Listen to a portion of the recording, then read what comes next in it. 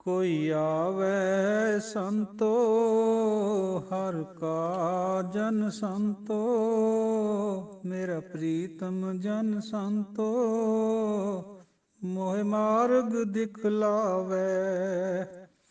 तिस जन के हों मल मल तो मापाओ, कोई आवे संतो हर का जन संतो, मेरा प्रीतम जन संतो मोह मार्ग दिखलावे। मोह मार्ग दिखलावे। हर जन को हर मिलिया, हर शरदा ते मिलिया। गुरमुख हर मिलिया, मेरे मन तन आनंद पए। मैं वेख्या हर राह, कोई आवे संतो हर का जन संतो, मोह मार्ग दिखलावे। हर जन को हर मिलिया, हर शरदा ते मिलिया। गुरमुख हर मिलिया, मेरे मन तन आनंद पए। मैं पेखिया हर राह, मैं देखिया हर राह, कोई आवे संतो हर का जन संतो, मेरा प्रीतम जन संतो मोह मार्ग दिखलावे। मोह मार्ग दिखलावे। मोह मार्ग दिखलावे। श्लोक। ज्ञान अंजन गुर दिया, अज्ञान अंधेर विनाश। हर कृपा ते संत भेंटिया, नानक मन प्रगास। अष्टपदी। संत संग अंतर प्रभ डीठा, नाम प्रभु का लागा मीठा। सगल समिग्री एक सकट माहे, अनक रंग नाना दृष्टा है। नौ निध अमृत प्रभ का नाम, देही मैं इसका विश्राम। सुन समाद अनहत तैनाद, कह न जाई अचज विस्माद। तिन देखिया जिस आप दिखाए, नानक तिस जन सोझी पाए। सो अंतर सो बार अनंत, घट घट व्याप रहा भगवंत। तन माहे आकाश पयाल, सर्व लोक पूਰਨ प्रतिपाल। बन तिन पर्वत है पार ब्रह्म, जैसी आज्ञा तैसा कर्म।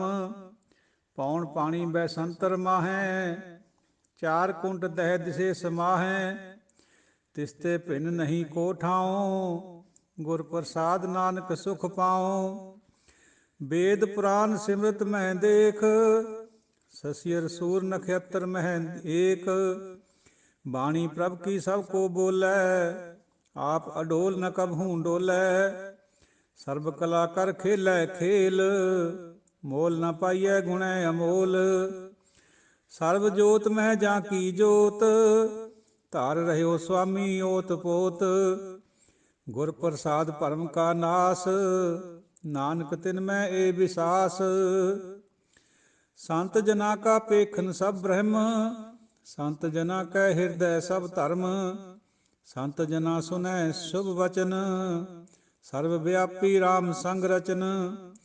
ਜਿਨ ਜਾਤਾ ਤਿਸ ਕੀਏ ਰਹਿਤ, ਸਤ ਬਚਨ ਸਾਧੂ ਸਭ ਕਹਿਤ। ਜੋ ਜੋ ਹੋਏ ਸੋਈ ਸੁਖ ਮਾਨੈ, ਕਰਨ ਕਰਾਵਨ ਹਾਰ ਪ੍ਰਭ ਜਾਨੈ। ਅੰਤਰ ਬਸੇ ਬਾਹਰ ਪੀ ਓਹੀ, ਨਾਨਕ ਦਰਸ਼ਨ ਦੇਖ ਸਭ ਮੋਹੀ। ਅੰਤਰ ਬਸੇ ਬਾਹਰ ਪੀ ਓਹੀ, ਨਾਨਕ ਦਰਸ਼ਨ ਦੇਖ ਸਭ ਮੋਹੀ। ਸਤਿਗੁਰਾਂ ਦੀ ਸਾਜੀ ਨਵਾਜੀ ਪਿਆਰੀ ਸਾਧ ਸੰਗਤ ਜੀਓ, ਗੁਰੂ ਖਾਲਸਾ ਜੀਓ ਔਰ ਗੁਰਬਾਣੀ ਵਿਚਾਰ ਦੇ ਪਤਵੰਤਿਓ। ਆਪ ਜੀ ਦੇ ਨਾਲ ਧੰਨ ਧੰਨ ਸ੍ਰੀ ਗੁਰੂ ਅਰਜਨ ਦੇਵ ਜੀ ਦੁਆਰਾ ਬਖਸ਼ਿਸ਼ ਹੋਈ ਸੁਖਮਨੀ ਸਾਹਿਬ ਦੀ ਬਾਣੀ ਦੀ ਵਿਚਾਰ ਸਾਂਝੀ ਕਰੀ ਜਾ ਰਹੀ ਹੈ। ਆਪਣੀ ਤੁੱਛ ਬੁੱਧੀ ਅਨੁਸਾਰ ਲਗਭਗ ਸਮਾਪਤੀ 'ਤੇ ਆਉਣ ਵਾਲਾ ਕੰਮ। 22 ਅਸ਼ਟਪਦੀਆਂ ਹੋ ਚੁੱਕੀਆਂ, 2 ਰਹਿ ਗਈਆਂ। ਉਮੀਦ ਕਰਦਾ ਦਾਸਰਾ ਵੀ ਆਪ ਜੀ ਨੂੰ ਪਾਏਗੀ, ਕਿਉਂਕਿ ਆਪਣਾ ਕੁਛ ਨਹੀਂ ਹੈ, ਗਿਆਨ ਗੁਰੂ ਦਾ ਹੈ। ਬੋਲੀ ਆਪਣੀ ਜ਼ਰੂਰ ਹੈ, ਗਿਆਨ ਗੁਰੂ ਦਾ ਹੈ। ਫਤਿਹ ਬੁਲਾਈਏ ਗੁਰੂ ਸਾਹਿਬ ਦੁਆਰਾ ਬਖਸ਼ੀ ਹੋਈ। ਵਾਹਿਗੁਰੂ ਜੀ ਕਾ ਖਾਲਸਾ, ਵਾਹਿਗੁਰੂ ਜੀ ਕੀ ਫਤਿਹ। ਸ਼ਲੋਕ। ਗਿਆਨ ਅੰਜਨ ਗੁਰ ਦੀਆ, ਅਗਿਆਨ ਅੰਧੇਰ ਵਿਨਾਸ਼। ਸੁਰਮਾ ਹੁੰਦਾ ਅੰਜਨ। ਜਦੋਂ ਗੁਰੂ ਨੇ ਅੱਖਾਂ ਦੇ ਵਿੱਚ ਸੁਰਮਾ ਪਾ ਦਿੱਤਾ ਤਾਂ ਰੋਸ਼ਨੀ ਤੇਜ਼ ਹੋ ਜਾਂਦੀ ਹੈ ਨਾ ਸੁਰਮੇ ਨਾਲ। ਅੱਗੇ ਲੋਕ ਪਾਇਆ ਕਰਦੇ ਸੀ ਪੁਰਾਣੇ ਸਮਿਆਂ 'ਚ। ਤੋ ਜਦੋਂ ਪਰਮਾਤਮਾ ਨੇ ਗਿਆਨ ਵਾਲਾ ਅੰਜਨ ਸਾਡੇ ਹਿਰਦੇ 'ਚ ਵਸਾ ਤਾ, ਨਾਮ ਦੇ ਤਾ, ਤਾਂ ਅੰਦਰ ਤੋਂ ਸਾਰਾ ਅਗਿਆਨ ਔਰ ਅੰਧੇਰ ਦੂਰ ਹੋ ਗਿਆ। ਗੱਗੇ ਨੂੰ ਔਂਕੜ, ਰਾਰੇ ਨੂੰ ਸਿਹਾਰੀ, ਗੁਰ। ਗੁਰ ਤੋਂ ਮਤਲਬ ਹੈ ਗੁਰੂ ਨੇ। ਇਹ ਸਿਹਾਰੀ ਦਾ ਮਤਲਬ ਇਹ ਹੈ, ਗੁਰੂ ਨੇ ਅਗਿਆਨ ਅੰਧੇਰ ਸਾਡਾ ਦੂਰ ਕਰ ਦਿੱਤਾ ਸੁਰਮਾ ਪਾ ਕੇ ਅੱਖਾਂ ਦੇ ਵਿੱਚ, ਯਾਨੀ ਸਾਡੀ ਹਉਮੈ ਕੱਢ ਕੇ ਨਾਮ ਦਾ ਪ੍ਰਕਾਸ਼ ਕਰ ਦਿੱਤਾ। ਇਹ ਭਾਵ ਹੈ ਇਹਦਾ। ਸਾਧ ਸੰਗਤ ਜੀਓ, ਹਰ ਕਿਰਪਾ ਤੇ ਸੰਤ ਭੇਟਿਆ, ਨਾਨਕ ਮਨ ਪ੍ਰਗਾਸ। ਸੰਤ ਦੇ ਨਾਲ ਭੇਂਟਾ ਹਰੀ ਦੀ ਕਿਰਪਾ 'ਤੇ ਡਿਪੈਂਡ ਕਰਦੀ ਹੈ। ਆਪਣੇ ਆਪ 'ਤੇ ਕੋਈ ਸੰਤ ਨੂੰ ਭੇਂਟਿਆ ਜਾਵੇ, ਇਹ ਨਾਮੁਮਕਿਨ ਬਾਤ ਹੈ। ਜਿਸ ਹਰ ਭਾਵੈ ਤਿਸ ਗੁਰ ਮਿਲੈ, ਸੋ ਹਰ ਨਾਮ ਧਿਆਏ। ਬਿਨਾਂ ਪ੍ਰਭੂ ਦੀ ਕਿਰਪਾ ਤੋਂ, ਬਿਨਾਂ ਹਰੀ ਝੰਡੀ ਤੋਂ ਸਾਨੂੰ ਗੁਰੂ ਦਾ ਮਿਲਾਪ ਨਹੀਂ ਹੋ ਸਕਦਾ। ਭਾਵੇਂ ਗੁਰੂ ਦੇ ਕੋਲ ਵੀ ਬੈਠੇ ਰਹੀਏ, ਭਾਵੇਂ 100 ਗੇੜਾ ਵੀ ਆਈਏ ਜਾਈਏ, ਤਾਂ ਵੀ ਨਹੀਂ ਪ੍ਰਾਪਤ ਹੁੰਦਾ। ਇਹ ਉਹਦੀ ਬਖਸ਼ਿਸ਼ ਹੈ, ਜੇ ਹੋ ਜੇ ਸਾਡੀ ਮੈਂ ਤੋੜ ਕੇ ਉਹ ਆਪਣੇ ਨਾਲ ਮਿਲਾ ਲਵੇ। ਅਸ਼ਟਪਦੀ। ਸੰਤ ਸੰਗ ਅੰਤਰ ਪ੍ਰਭ ਡੀਠਾ। ਸੰਤ ਦੀ ਸੰਗਤ ਦੇ ਵਿੱਚ ਪ੍ਰਭੂ ਨੂੰ ਅੰਦਰ ਦੇਖ ਲਿਆ, ਪ੍ਰਭੂ ਅੰਦਰ ਪ੍ਰਗਟ ਹੋ ਗਿਆ। ਨਾਮ ਪ੍ਰਭੂ ਕਾ ਲਾਗਾ ਮਿੱਠਾ। ਹੁਣ ਪ੍ਰਭੂ ਦਾ ਨਾਮ ਮਿੱਠਾ ਲੱਗਦਾ ਹੈ। ਰਸਨਾ ਵੀ ਰਸ ਲੈ ਲੈ ਕੇ ਉਹਦਾ ਨਾਮ ਜਪਦੀ ਹੈ। ਸਗਲ ਸਮਿਗਰੀ ਏਕ ਘਟ ਮਾਹੇ। ਇੱਕੋ ਹੀ ਪਰਮਾਤਮਾ ਦੇ ਅੰਦਰ ਸਾਰੀ ਉਹ ਸਮੱਗਰੀ ਹੈ, ਕਿਉਂਕਿ ਜਦ ਉਹਨੇ ਚਾਹੁਣਾ ਇਕੱਠਾ ਕਰ ਲੈਣਾ, ਜਦ ਚਾਹੁੰਦਾ ਉਦਕਰਕ ਕਰ ਲੈਂਦਾ, ਜਦੋਂ ਚਾਹੁੰਦਾ ਆਕਰਕ ਕਰ ਲੈਂਦਾ। ਅਨੇਕ ਰੰਗ ਨਾਨਾ ਦ੍ਰਿਸ਼ਟਾ ਹੈ। ਬਹੁਤ ਕਿਸਮ ਦੇ ਰੰਗ ਹੈ, ਬਹੁਤ ਕਿਸਮ ਦੇ ਨਜ਼ਰ ਆਉਂਦੇ ਹੈ। ਤਰ੍ਹਾਂ ਤਰ੍ਹਾਂ ਦੀ ਨਜ਼ਰ ਆਉਂਦੀ ਹੈ ਰੰਗਾਂ ਵਿੱਚ। ਸ੍ਰਿਸ਼ਟੀ ਹੈ ਉਹ ਇੱਕ ਦੇ ਵਿੱਚ ਹੀ ਸਮਾਈ ਹੋਈ, ਇੱਕ ਤੋਂ ਹੀ ਪੈਦਾ ਹੋਈ ਹੋਈ ਹੈ, ਇੱਕ ਦੇ ਵਿੱਚ ਹੀ ਬਾਅਦ ਵਿੱਚ ਫੇਰ ਸਮਾ ਜਾਣਾ ਇਹਨੇ। ਸਭ ਚੀਜ਼ਾਂ ਉਸ ਇੱਕ ਹਰੀ ਦੇ ਵਿੱਚ ਹੀ ਹੈ। ਨੌ ਨਿਧ ਅੰਮ੍ਰਿਤ ਪ੍ਰਭ ਕਾ ਨਾਮ, ਦੇਹੀ ਮੈਂ ਇਸ ਕਾ ਬਿਸਰਾਮ। ਸਾਧ ਸੰਗਤ ਜੀਓ, ਇਹ ਸ਼ਬਦ ਨਿਧੀਆਂ, ਸਿਧੀਆਂ, ਰਿਧੀਆਂ, ਇਹ ਬਹੁਤ ਵਾਰੀ ਆਉਂਦਾ ਗੁਰਬਾਣੀ 'ਚ। ਇਹਨਾਂ ਦੀ ਥੋੜ੍ਹੀ ਜਿਹੀ ਵਿਚਾਰ ਕਰਦੇ ਚੱਲੀਏ। ਦੇਖੋ, 9 ਨਿਧੀਆਂ 9 ਖਜ਼ਾਨੇ ਕੁਬੇਰ ਦੇਵਤੇ ਦੇ ਮੰਨੇ ਜਾਂਦੇ, ਉੱਥੋਂ ਹੀ ਇਹ ਸ਼ਬਦ ਆਇਆ ਹੋਇਆ। ਨਿਧੀਆਂ ਕਿਹੜੀਆਂ ਕਿਹੜੀਆਂ? 9। ਇੱਕ ਤਾਂ ਪਦਮ, ਸੋਨੇ ਚਾਂਦੀ ਦੀ ਸੁਦਾਗਰੀ ਕਰਨੀ, ਇਹ ਪਦਮ ਹੈ। ਇੱਕ ਹੁੰਦੀ ਹੈ ਮਹਾਪਦਮ, ਜਿਹਦੇ ਵਿੱਚ ਹੀਰੇ ਮੋਤੀ ਜਿਊਲਰੀ ਆਉਂਦੀ ਹੈ। ਇੱਕ ਹੁੰਦੀ ਹੈ ਨੀਲ। ਨੀਲ ਹੁੰਦੀ ਹੈ ਮੋਤੀ ਮੂੰਗਿਆਂ ਦੇ ਪਾਸ ਹੋਣਾ ਉਹਨਾਂ ਦਾ। ਮੁਕੰਦ, ਮੁਕੰਦ ਹੁੰਦਾ ਹੈ ਕੋਮਲ ਕਲਾਵਾਂ, ਜਿਵੇਂ ਰਾਗ ਵਿਦਿਆ, ਕੋਈ ਹੋਰ ਮੁਸੱਵਰੀ, ਇਸ ਤਰ੍ਹਾਂ ਦੀਆਂ, ਕੋਈ ਕਵੀ ਹੋਵੇ, ਇਹ ਮੁਕੰਦ 'ਚ ਆਉਂਦੀ ਹੈ। ਇੱਕ ਹੁੰਦੀ ਹੈ ਕੁੰਦ, ਸੋਨੇ ਦੀ ਸੁਦਾਗਰੀ ਕਰਨੀ, ਵਪਾਰ ਕਰਨਾ। ਅਗਲੀ ਹੈ ਮਕਰ। ਮਕਰ ਦੇ ਵਿੱਚ ਅਸਤਰ ਸ਼ਸਤਰਾਂ ਦੀ ਵਿੱਦਿਆ, ਰਾਜ ਦਰਬਾਰ ਦੇ ਵਿੱਚ ਮਾਣ ਪਾਉਣਾ, ਐਸੀ ਇਹ ਖਜ਼ਾਨਾ ਹੈ। ਕੱਛਪ, ਕੱਪੜੇ ਦੀ ਔਰ ਦਾਣਿਆਂ ਦੀ ਸੁਦਾਗਰੀ ਕਰਨੀ। ਪੁਰਾਣੇ ਸਮਿਆਂ ਦੇ ਵਿੱਚ ਜਿਹੜੇ ਸ਼ਾਹ ਹੁੰਦੇ ਸੀ ਪਿੰਡਾਂ ਵਿੱਚ, 2-2 4-4 ਪਿੰਡਾਂ ਦਾ ਇੱਕ ਸ਼ਾਹ ਹੁੰਦਾ ਸੀ। ਉਹਨੇ ਖਾਤੀਆਂ ਪੱਟੀਆਂ ਵੀ ਹੁੰਦੀਆਂ ਸੀ ਅੰਦਰ, ਉਹਨਾਂ ਦੇ ਵਿੱਚ ਦਾਣੇ ਭਰ ਕੇ ਰੱਖਦੇ ਹੁੰਦੇ ਸੀ। ਉਹ ਵਿਹਲੇ ਜਦੋਂ ਔਖਾ ਸਮਾਂ ਆਉਂਦਾ ਸੀ ਕਾਲ ਵਗੈਰਾ 'ਚ, ਫਿਰ ਉਹ ਲੋਕਾਂ ਨੂੰ ਦਿਆ ਕਰਦੇ ਸੀਗੇ, ਉਹਦਾ ਸੂਦ ਲੈਂਦੇ ਸੀ ਉਹਨਾਂ ਦੇ ਉੱਤੇ। ਅਗਲੀ ਹੈ ਸ਼ੰਖ। ਸ਼ੰਖ ਹੁੰਦਾ ਸੁੰਦਰ ਭੋਜਨ ਔਰ ਕੱਪੜੇ ਪਹਿਨਣੇ, ਉਹਦੇ 'ਚ ਰੁਚੀ ਹੋਣੀ, ਇਹ ਸ਼ੰਖ ਨਿਧੀ ਹੈ। ਇੱਕ ਹੈਗੀ ਹੈ ਖਰਬ। ਖਰਬ ਦੇ ਵਿੱਚ ਇਹ ਸਾਰੀਆਂ ਰਲੀਆਂ ਮਿਲੀਆਂ ਆ ਜਾਂਦੀਆਂ। ਇਹ ਅਲੱਗ ਅਲੱਗ ਸੁਭਾਵਾਂ ਦੇ ਨਾਲ ਵੀ ਜੋੜੀਆਂ ਹੋਈਆਂ ਹਿੰਦੂ ਮਾਈਥੋਲੋਜੀ ਦੇ ਵਿੱਚ, ਬਈ ਇਹ ਕਿਹਦੇ ਕਿਹਦੇ ਕੋਲ ਆਉਂਦੀਆਂ, ਔਰ ਜਿਹਦੇ ਕੋਲ ਉਹ ਨਿਧੀ ਹੁੰਦੀ ਹੈ ਇੱਕ ਪਰਟੀਕੂਲਰ, ਉਹਦਾ ਸੁਭਾਅ ਕੈਸਾ ਹੁੰਦਾ ਹੈ। ਤੋ ਸਾਧ ਸੰਗਤ ਜੀਓ, ਇਹ ਵੀ ਖਿਆਲ ਕਰਿਆ ਜਾਂਦਾ ਵੀ ਜਿਹੜੀ ਮਹਾਪਦਮ ਹੈ ਹੀਰੇ ਮੋਤੀਆਂ ਦੀ, ਜਿਹਦੇ ਕੋਲ ਹੋਵੇ ਬਈ ਉਹ ਕਾਫੀ ਦੇਰ ਸਦੀਆਂ ਤੱਕ ਰਹਿੰਦਾ ਉਹਦਾ ਪ੍ਰਭਾਵ, ਯਾਨੀ ਬੱਚਿਆਂ ਵਾਸਤੇ ਵੀ ਉਹ ਬਹੁਤ ਸਫੀਸ਼ੈਂਟ ਹੁੰਦੀ ਹੈ, ਪੋਤੇ ਪੜੋਤਿਆਂ ਖਾਤਰ ਵੀ। ਕਈ ਨਿਧੀਆਂ ਸਿਰਫ 7 ਪੀੜ੍ਹੀਆਂ ਤੱਕ ਰਹਿੰਦੀਆਂ, ਕਈ 3 ਪੀੜ੍ਹੀਆਂ ਥਾਈਂ, ਕਈ 1 ਪੀੜ੍ਹੀ ਕੋਈ। ਤਾਂ ਇਸ ਤਰੀਕੇ ਨਾਲ ਇਹ ਉਹਨਾਂ ਦੇ ਖਿਆਲ ਹੈ, ਗੁਰਮਤਿ ਵਿੱਚ ਐਸਾ ਨਹੀਂ ਹੈ। ਗੁਰਮਤਿ ਵਿੱਚ ਤਾਂ ਪ੍ਰਭੂ ਦਾ ਨਾਮ ਹੀ 9 ਨਿਧੀਆਂ ਔਰ ਸਿੱਧੀਆਂ ਹੈ। ਇਸੇ ਕਰਕੇ ਗੁਰੂ ਸਾਹਿਬ ਨੇ ਇਹ ਬਾਤ ਉਰੇ ਫਰਮਾਈ ਹੈ ਵੀ 9 ਨਿਧ ਅੰਮ੍ਰਿਤ ਪ੍ਰਭ ਕਾ ਨਾਮ, ਦੇਹੀ ਮੈਂ ਇਸਕਾ ਵਿਸਰਾਮ। ਇਹ ਦੇਹੀ ਦੇ ਵਿੱਚ ਹੀ ਨਾਮ ਚੱਲਦਾ, ਇਹੀ 9 ਨਿਧੀਆਂ ਖਜ਼ਾਨੇ ਹੈ, ਹੋਰ ਕੋਈ ਖਜ਼ਾਨੇ ਨਹੀਂ ਹੈ। ਉਹ ਸਾਰੇ ਖਜ਼ਾਨੇ ਮਿਟਣੇ ਵਾਲੇ ਹੈ, ਨਾਮ ਕਦੇ ਮਿਟਦਾ ਨਹੀਂ ਹੈ। ਹੁਣ ਸਾਧ ਸੰਗਤ ਜੀ, ਇਹ ਤਾਂ ਹੋਈਆਂ ਨਿਧੀਆਂ। ਰਿਧੀਆਂ ਵੀ ਹੈ 18, 8 ਸਿੱਧੀਆਂ ਦਾ ਵੀ ਜ਼ਿਕਰ ਆਉਂਦਾ, 4 ਸਿੱਧੀਆਂ ਦਾ ਵੀ ਜ਼ਿਕਰ ਗੁਰਬਾਣੀ 'ਚ ਆਉਂਦਾ, ਜਿਹੜੀਆਂ ਪ੍ਰਮੁੱਖ ਹੁੰਦੀਆਂ। ਤੋ 18 ਸਿੱਧੀਆਂ ਦੀ ਵਿਚਾਰ ਫਿਰ ਕਰ ਲਾਂਗੇ। ਫਿਲਹਾਲ 9 ਨਿਧੀਆਂ ਦੀ ਵਿਚਾਰ ਹੋਈ ਹੈ, ਔਰ ਰਿਧੀਆਂ ਦੀ ਵੀ ਵਿਚਾਰ ਕਰੀਏ। 9 ਰਿਧੀਆਂ ਵੀ ਹੈ। ਉਹ ਰਿਧੀਆਂ ਦਾ ਭਾਵ ਇਹ ਹੈ, ਜਿਹੜੀ ਇੱਕ ਮਹਾਪਦਮ ਨਿਧੀ ਹੈ ਜਿਹਦਾ ਉੱਪਰ ਜ਼ਿਕਰ ਆਇਆ ਹੈ, ਉਹ ਮਹਾਪਦਮ ਦੇ ਅੰਡਰ ਇਹ ਸਾਰੇ 9 ਖਜ਼ਾਨੇ, 9 ਰਤਨ ਆਉਂਦੇ। 9 ਰਤਨਾਂ ਤੋਂ ਮੁਰਾਦ ਹੈ ਤਰ੍ਹਾਂ ਤਰ੍ਹਾਂ ਦੇ ਮੋਤੀ, ਕੀਮਤੀ ਹੀਰੇ ਜਵਾਹਰਾਤ, ਜਿਹਨੂੰ ਆਪਾਂ ਜਿਊਲਰੀ ਕਹਿ ਦਿੰਦੇ ਹਾਂ। ਇਹ ਨਵਰਤਨ ਹੈ। ਇਹ ਨਵਰਤਨਾਂ ਦੇ ਵਿੱਚ ਕਿਹੜੇ ਕਿਹੜੇ ਆਉਂਦੇ? ਇੱਕ ਤਾਂ ਮੋਤੀ, ਜਿਹੜੇ ਸਮੁੰਦਰ 'ਚੋਂ, ਸਿੱਪੀਆਂ 'ਚੋਂ ਨਿਕਲਦੇ। ਇੱਕ ਪੰਨਾ, ਇਹ ਹਰੇ ਰੰਗ ਦਾ ਐਮੀਰਾਲਡ ਕਹਿੰਦੇ ਅੰਗਰੇਜ਼ੀ 'ਚ ਇਹਨੂੰ, ਪੰਨੇ ਨੂੰ। ਉਸ ਤੋਂ ਬਾਅਦ ਮਾਣਕ, ਮਾਣਕ ਹੁੰਦੀ ਹੈ ਰੂਬੀ, ਲਾਲ ਰੰਗ ਦੀ ਮਣੀ। ਗੋਮੇਦ, ਗੋਮੇਦ ਹੁੰਦਾ ਗਊ ਦੇ ਪਿਸ਼ਾਬ ਦੇ ਰੰਗ ਵਰਗਾ ਇੱਕ ਰਤਨ। ਹੀਰਾ, ਡਾਇਮੰਡ ਆਪਾਂ ਜਾਣਦੇ ਹੀਰੇ ਨੂੰ, ਕੋਹੇਨੂਰ ਹੀਰਾ, ਜਿਹਦੇ ਪਿੱਛੇ ਲੜਾਈ ਝਗੜੇ ਵੀ ਹੁੰਦੇ ਰਹੇ ਸੰਸਾਰ ਦੇ ਵਿੱਚ। ਗੋਲਕੁੰਡਾਂ ਦੀਆਂ ਖਾਨਾਂ 'ਚੋਂ ਨਿਕਲਿਆ ਸੀ, ਆਂਧਰਾ 'ਚੋਂ, ਔਰ ਮਹਾਰਾਜਾ ਰਣਜੀਤ ਸਿੰਘ ਕੋਲ ਚਲਾ ਗਿਆ। ਉਸ ਤੋਂ ਬਾਅਦ ਅੰਗਰੇਜ਼ ਲੈ ਗਏ। ਹੁਣ ਸ਼ਾਇਦ ਉਹ ਮਹਾਰਾਣੀ ਦੇ ਪਲੰਗ ਦੇ ਵਿੱਚ ਲੱਗਿਆ ਹੋਇਆ, ਟੁਕੜੇ ਕਰਕੇ। ਹੀਰੇ ਤੋਂ ਬਾਅਦ ਹੈਗਾ ਮੂੰਗਾ, ਪਰਵਾਲੇ, ਇਹ ਵੀ ਸਮੁੰਦਰ 'ਚੋਂ ਨਿਕਲਦੇ ਆ ਸਾਧ ਸੰਗਤ ਜੀ, ਇਹ ਵੀ ਲਾਲ ਰੰਗ ਦੇ ਹੁੰਦੇ। ਔਰ ਅੱਗੇ ਹੈ ਲੈਸੁਨੀਆਂ, ਔਰ ਪੁਖਰਾਜ, ਪੁਖਰਾਜ ਟੋਪਾਜ਼ ਨੂੰ ਕਹਿੰਦੇ, ਯੈਲੋ ਰੰਗ, ਪੀਲੇ ਰੰਗ ਦਾ ਹੁੰਦਾ ਹੈ।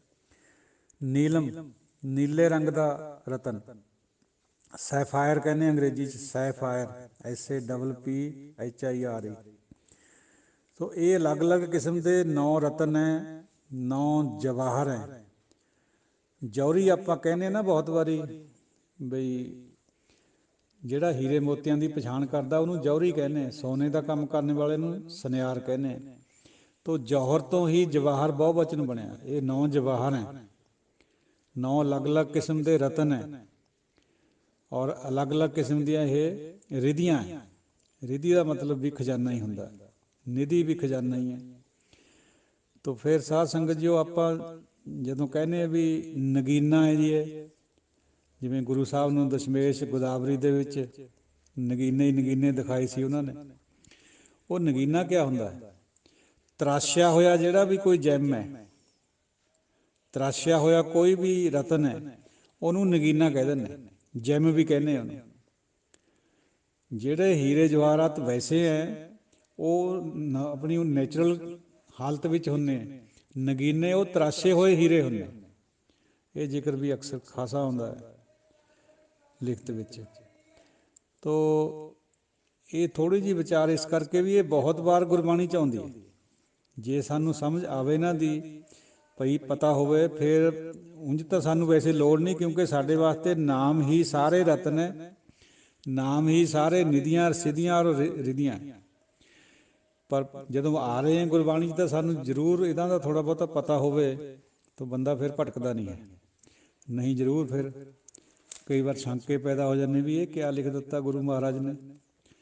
ਜਦੋਂ ਸਮਝ ਆ ਗਈ ਫਿਰ ਮਨ ਵਿੱਚ ਸ਼ਾਂਤੀ ਆ ਜਾਂਦੀ ਹੈ। ਤੋ ਸਾਧ ਸੰਗਤ ਜੀਓ, ਸੁਨ ਸਮਾਧ ਅਨਹਦ ਤਹਿਨਾਦ, ਕਹਿਣ ਨਾ ਜਾਈ ਆਚਾਰਜ ਵਿਸਮਾਦ। ਜਦੋਂ ਨਾਮ ਪ੍ਰਗਟ ਹੋ ਜਾਂਦਾ ਅੰਦਰ, ਫਿਰ ਉਹ ਸੁਨ ਸਮਾਧ ਦੀ ਅਵਸਥਾ ਹੁੰਦੀ ਹੈ। ਜਦੋਂ ਸਾਡਾ ਜਿਹੜਾ ਮਨੁਆ ਹੈ ਉਹ ਹਿਰਦੇ ਵਿੱਚ ਆ ਵੜਦਾ ਹੈ। ਉੱਥੇ ਸੁੰਨ ਸਮਾਧ ਹੁੰਦੀ ਹੈ, ਉਹ ਚੌਥਾ ਸੁੰਨ ਕਹਿੰਦੇ ਆ, ਜੋ ਸਮਝ ਆਇਆ। ਉੱਥੇ ਹੀ ਅਨਹਦ ਨਾਦ ਚੱਲਦਾ ਹੈ। ਇਹ ਉਹ ਅਵਸਥਾ ਹੈ ਚੌਥੇ ਪਦ ਦੀ, ਜਿਹਦੇ ਵਿੱਚ ਬੰਦੇ ਨੂੰ ਪਰਮਾਤਮਾ ਦੀ ਪ੍ਰਾਪਤੀ ਤੋਂ ਪਹਿਲਾ ਸਟੈਪ ਪ੍ਰਾਪਤ ਹੋ ਜਾਂਦਾ ਹੈ। ਅੱਗੇ ਤਾਂ ਫਿਰ ਦਰਸ਼ਨਾਂ ਦੀ ਉਹ ਬਾਤ ਹੈ, ਉਹ ਦਰਸ਼ਨ ਤਾਂ ਫਿਰ ਜ਼ਰੂਰ ਪੱਕੀ ਗੱਲ ਹੈ ਵੀ ਉਹ ਹੋਏ ਜਾਂਦੇ ਆ, ਕਿਉਂਕਿ ਜਿਨ੍ਹਾਂ ਨੂੰ ਸਤਿਗੁਰੂ ਮਿਲਦਾ ਉਸੇ ਦੀ ਸੁੰਨ ਸਮਾਧ ਬਣਦੀ ਹੈ, ਔਰ ਜਿਹਨੂੰ ਸਤਿਗੁਰੂ ਮਿਲ ਗਿਆ ਉਹਦੇ ਸਾਰਾ ਕੁਛ ਹੀ ਖਤਮ ਹੋ ਜਾਂਦਾ, ਜਿਹੜਾ ਦੁਨੀਆਦਾਰੀ ਹੈ ਉਹਦਾ ਲੇਖਾ ਨਿਬੜ ਜਾਂਦਾ। ਫਿਰ ਦਰਸ਼ਨ ਕਰਨ ਦੇ ਨਾਲ ਪਰਮਾਤਮਾ ਦੇ ਨਾਲ ਇੱਕ ਮਿਕਤਾ ਹੋ ਜਾਂਦੀ ਹੈ।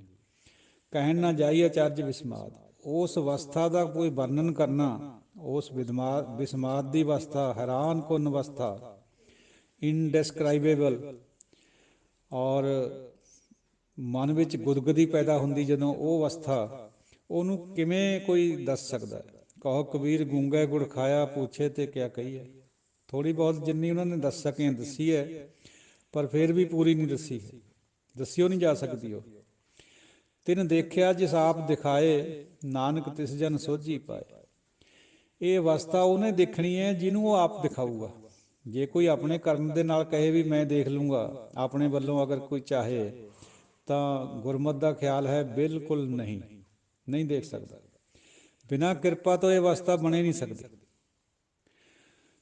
ਸਾਡਾ ਤਾਂ ਹੋਰ ਤਰ੍ਹਾਂ ਦਾ ਵਿਹਾਰ ਹੈ, ਅਸੀਂ ਆਪਣੇ ਵੱਲੋਂ ਸੋਚਦੇ ਹਾਂ ਵੀ ਅਸੀਂ ਪਾਲਾਂਗੇ, ਕਿਉਂਕਿ ਸਾਡੇ ਕੁਛ ਅਜਿਹੇ ਪ੍ਰਚਾਰਕ ਵੀ ਹੋ ਚੁੱਕੇ हैं ਜਿਹੜੇ ਇਸ ਤਰ੍ਹਾਂ ਦਾ ਪ੍ਰਚਾਰ ਕਰਦੇ हैं, ਜਿਵੇਂ ਓਸ਼ੋ ਹੈ, ਮਹਾਤਮਾ ਬੁੱਧ ਜੀ ਹੈ, ਉਹਨਾਂ ਨੇ ਕਿਹਾ ਵੀ ਆਪਣੇ ਵੱਲੋਂ ਕਰੋ ਸਾਰਾ ਹੀ, ਪਰ ਗੁਰਮਤਿ ਦਾ ਐਸਾ ਖਿਆਲ ਨਹੀਂ ਹੈ। We are looking London and talking Tokyo.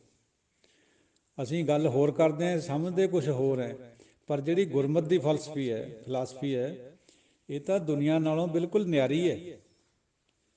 Osho ਦੇ ਲੱਖਾਂ ਦੇ ਵਿੱਚ ਚੇਲੇ ਹੈ, ਦਾਸਰੇ ਨਾਲ ਵੀ ਕਈ ਲੋਕ ਵਿਚਾਰਾਂ ਕਰਦੇ ਆ, ਕਈ ਵਾਰੀ ਉਹ ਉਸੇ ਨੂੰ ਅਲਟੀਮੇਟ ਸਮਝਦੇ ਆ ਵੀ ਇਹੀ ਜਿਹੜਾ ਗਿਆਨ ਹੈ ਓਸ਼ੋ ਦਾ, ਵੀ ਇਹ ਸਭ ਕੁਛ ਹੈ। ਇਸ ਤਰ੍ਹਾਂ ਦੀ ਗੱਲ ਨਹੀਂ ਹੈ। ਸਾਨੂੰ ਗੁਰੂ ਸਾਹਿਬਾਨ ਦੀ ਵਿਚਾਰ ਦਾ ਅਨੁਸਰਨ ਕਰਨਾ ਹੈ, ਜਿਹੜਾ ਕਿ ਦੁਰਲੱਭ ਹੈ।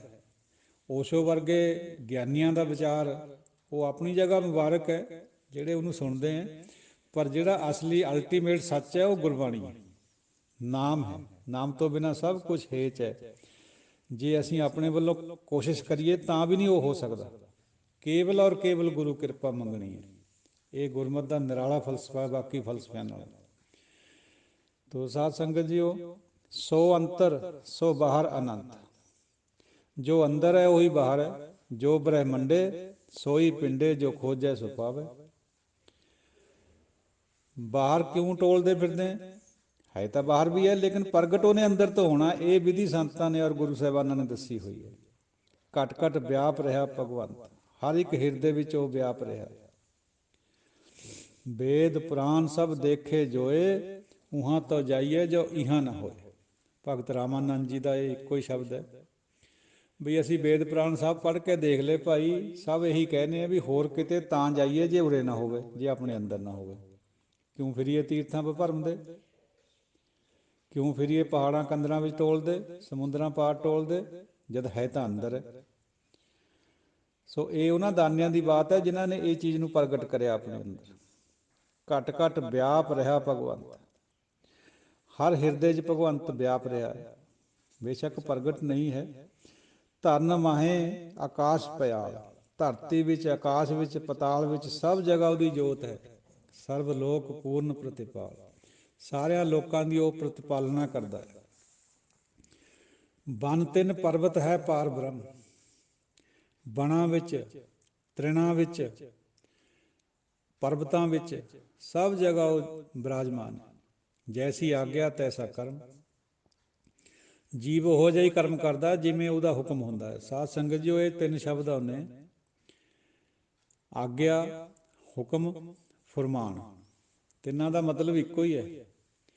ਫੁਰਮਾਨ ਫਾਰਸੀ 'ਚ ਹੈ, ਆਗਿਆ ਸੰਸਕ੍ਰਿਤ ਹਿੰਦੀ 'ਚ ਹੈ, ਅਤੇ ਆਗਿਆ ਕਰਮ ਫੁਰਮਾਨ। ਕਰਮ ਫਾਰਸੀ ਔਰ ਅਰਬੀ ਦੇ ਵਿੱਚ ਹੀ ਆਉਂਦਾ। ਫਿਰ ਤੋ ਪੌਣ ਪਾਣੀ ਬੈਸੰਤਰ ਮਾਹੇ, ਚਾਰ ਕੁੰਟ ਦਹਿ ਦਿਸੇ ਸਮਾਹੇ। ਉਹ ਪਾਉਣ ਵਿੱਚ, ਪਾਣੀ 'ਚ, ਬਸੰਤਰ ਵਿੱਚ, ਅੱਗ ਵਿੱਚ, ਹਰ ਜਗ੍ਹਾ ਹੈ। ਚਾਰੇ ਕੁੰਟਾਂ 'ਚ, ਚਾਰੇ ਕਾਰਨਰਾਂ ਦੇ ਵਿੱਚ, ਦੁਨੀਆ, ਸਾਰੀ ਦੁਨੀਆ ਦੇ ਵਿੱਚ, ਦਸੇ ਦਿਸ਼ਾਵਾਂ ਵਿੱਚ ਉਹ ਸਮਾਇਆ ਹੋਇਆ। ਉਹ ਥੋੜ੍ਹੀ ਜਿਹੀ ਵਿਚਾਰ ਰਹਿ ਗਈ ਸੀ ਵਿੱਚ ਅਧੂਰੀ। ਆਗਿਆ ਹਿੰਦੀ ਸੰਸਕ੍ਰਿਤ ਵਿੱਚ, ਹੁਕਮ ਅਰਬੀ 'ਚ, ਔਰ ਫੁਰਮਾਨ ਫਾਰਸੀ ਵਿੱਚ। ਹਾਲਾਂਕਿ ਇਹ ਸ਼ਬਦ ਹੁਣ ਰਲਦੇ ਮਿਲਦੇ ਸਭ ਜਗ੍ਹਾ ਹੀ ਵਰਤੇ ਜਾਂਦੇ। ਤਿੰਨ ਤੇ ਤਿਸ ਤੇ ਭਿੰਨ ਨਹੀਂ ਕੋ ਠਾਉ, ਉਸ ਤੋਂ ਬਿਨਾਂ ਕੋਈ ਜਗ੍ਹਾ ਖਾਲੀ ਹੈ ਹੀ ਨਹੀਂ। ਗੁਰ ਪ੍ਰਸਾਦ ਨਾਨਕ ਸੁਖ ਪਾਓ।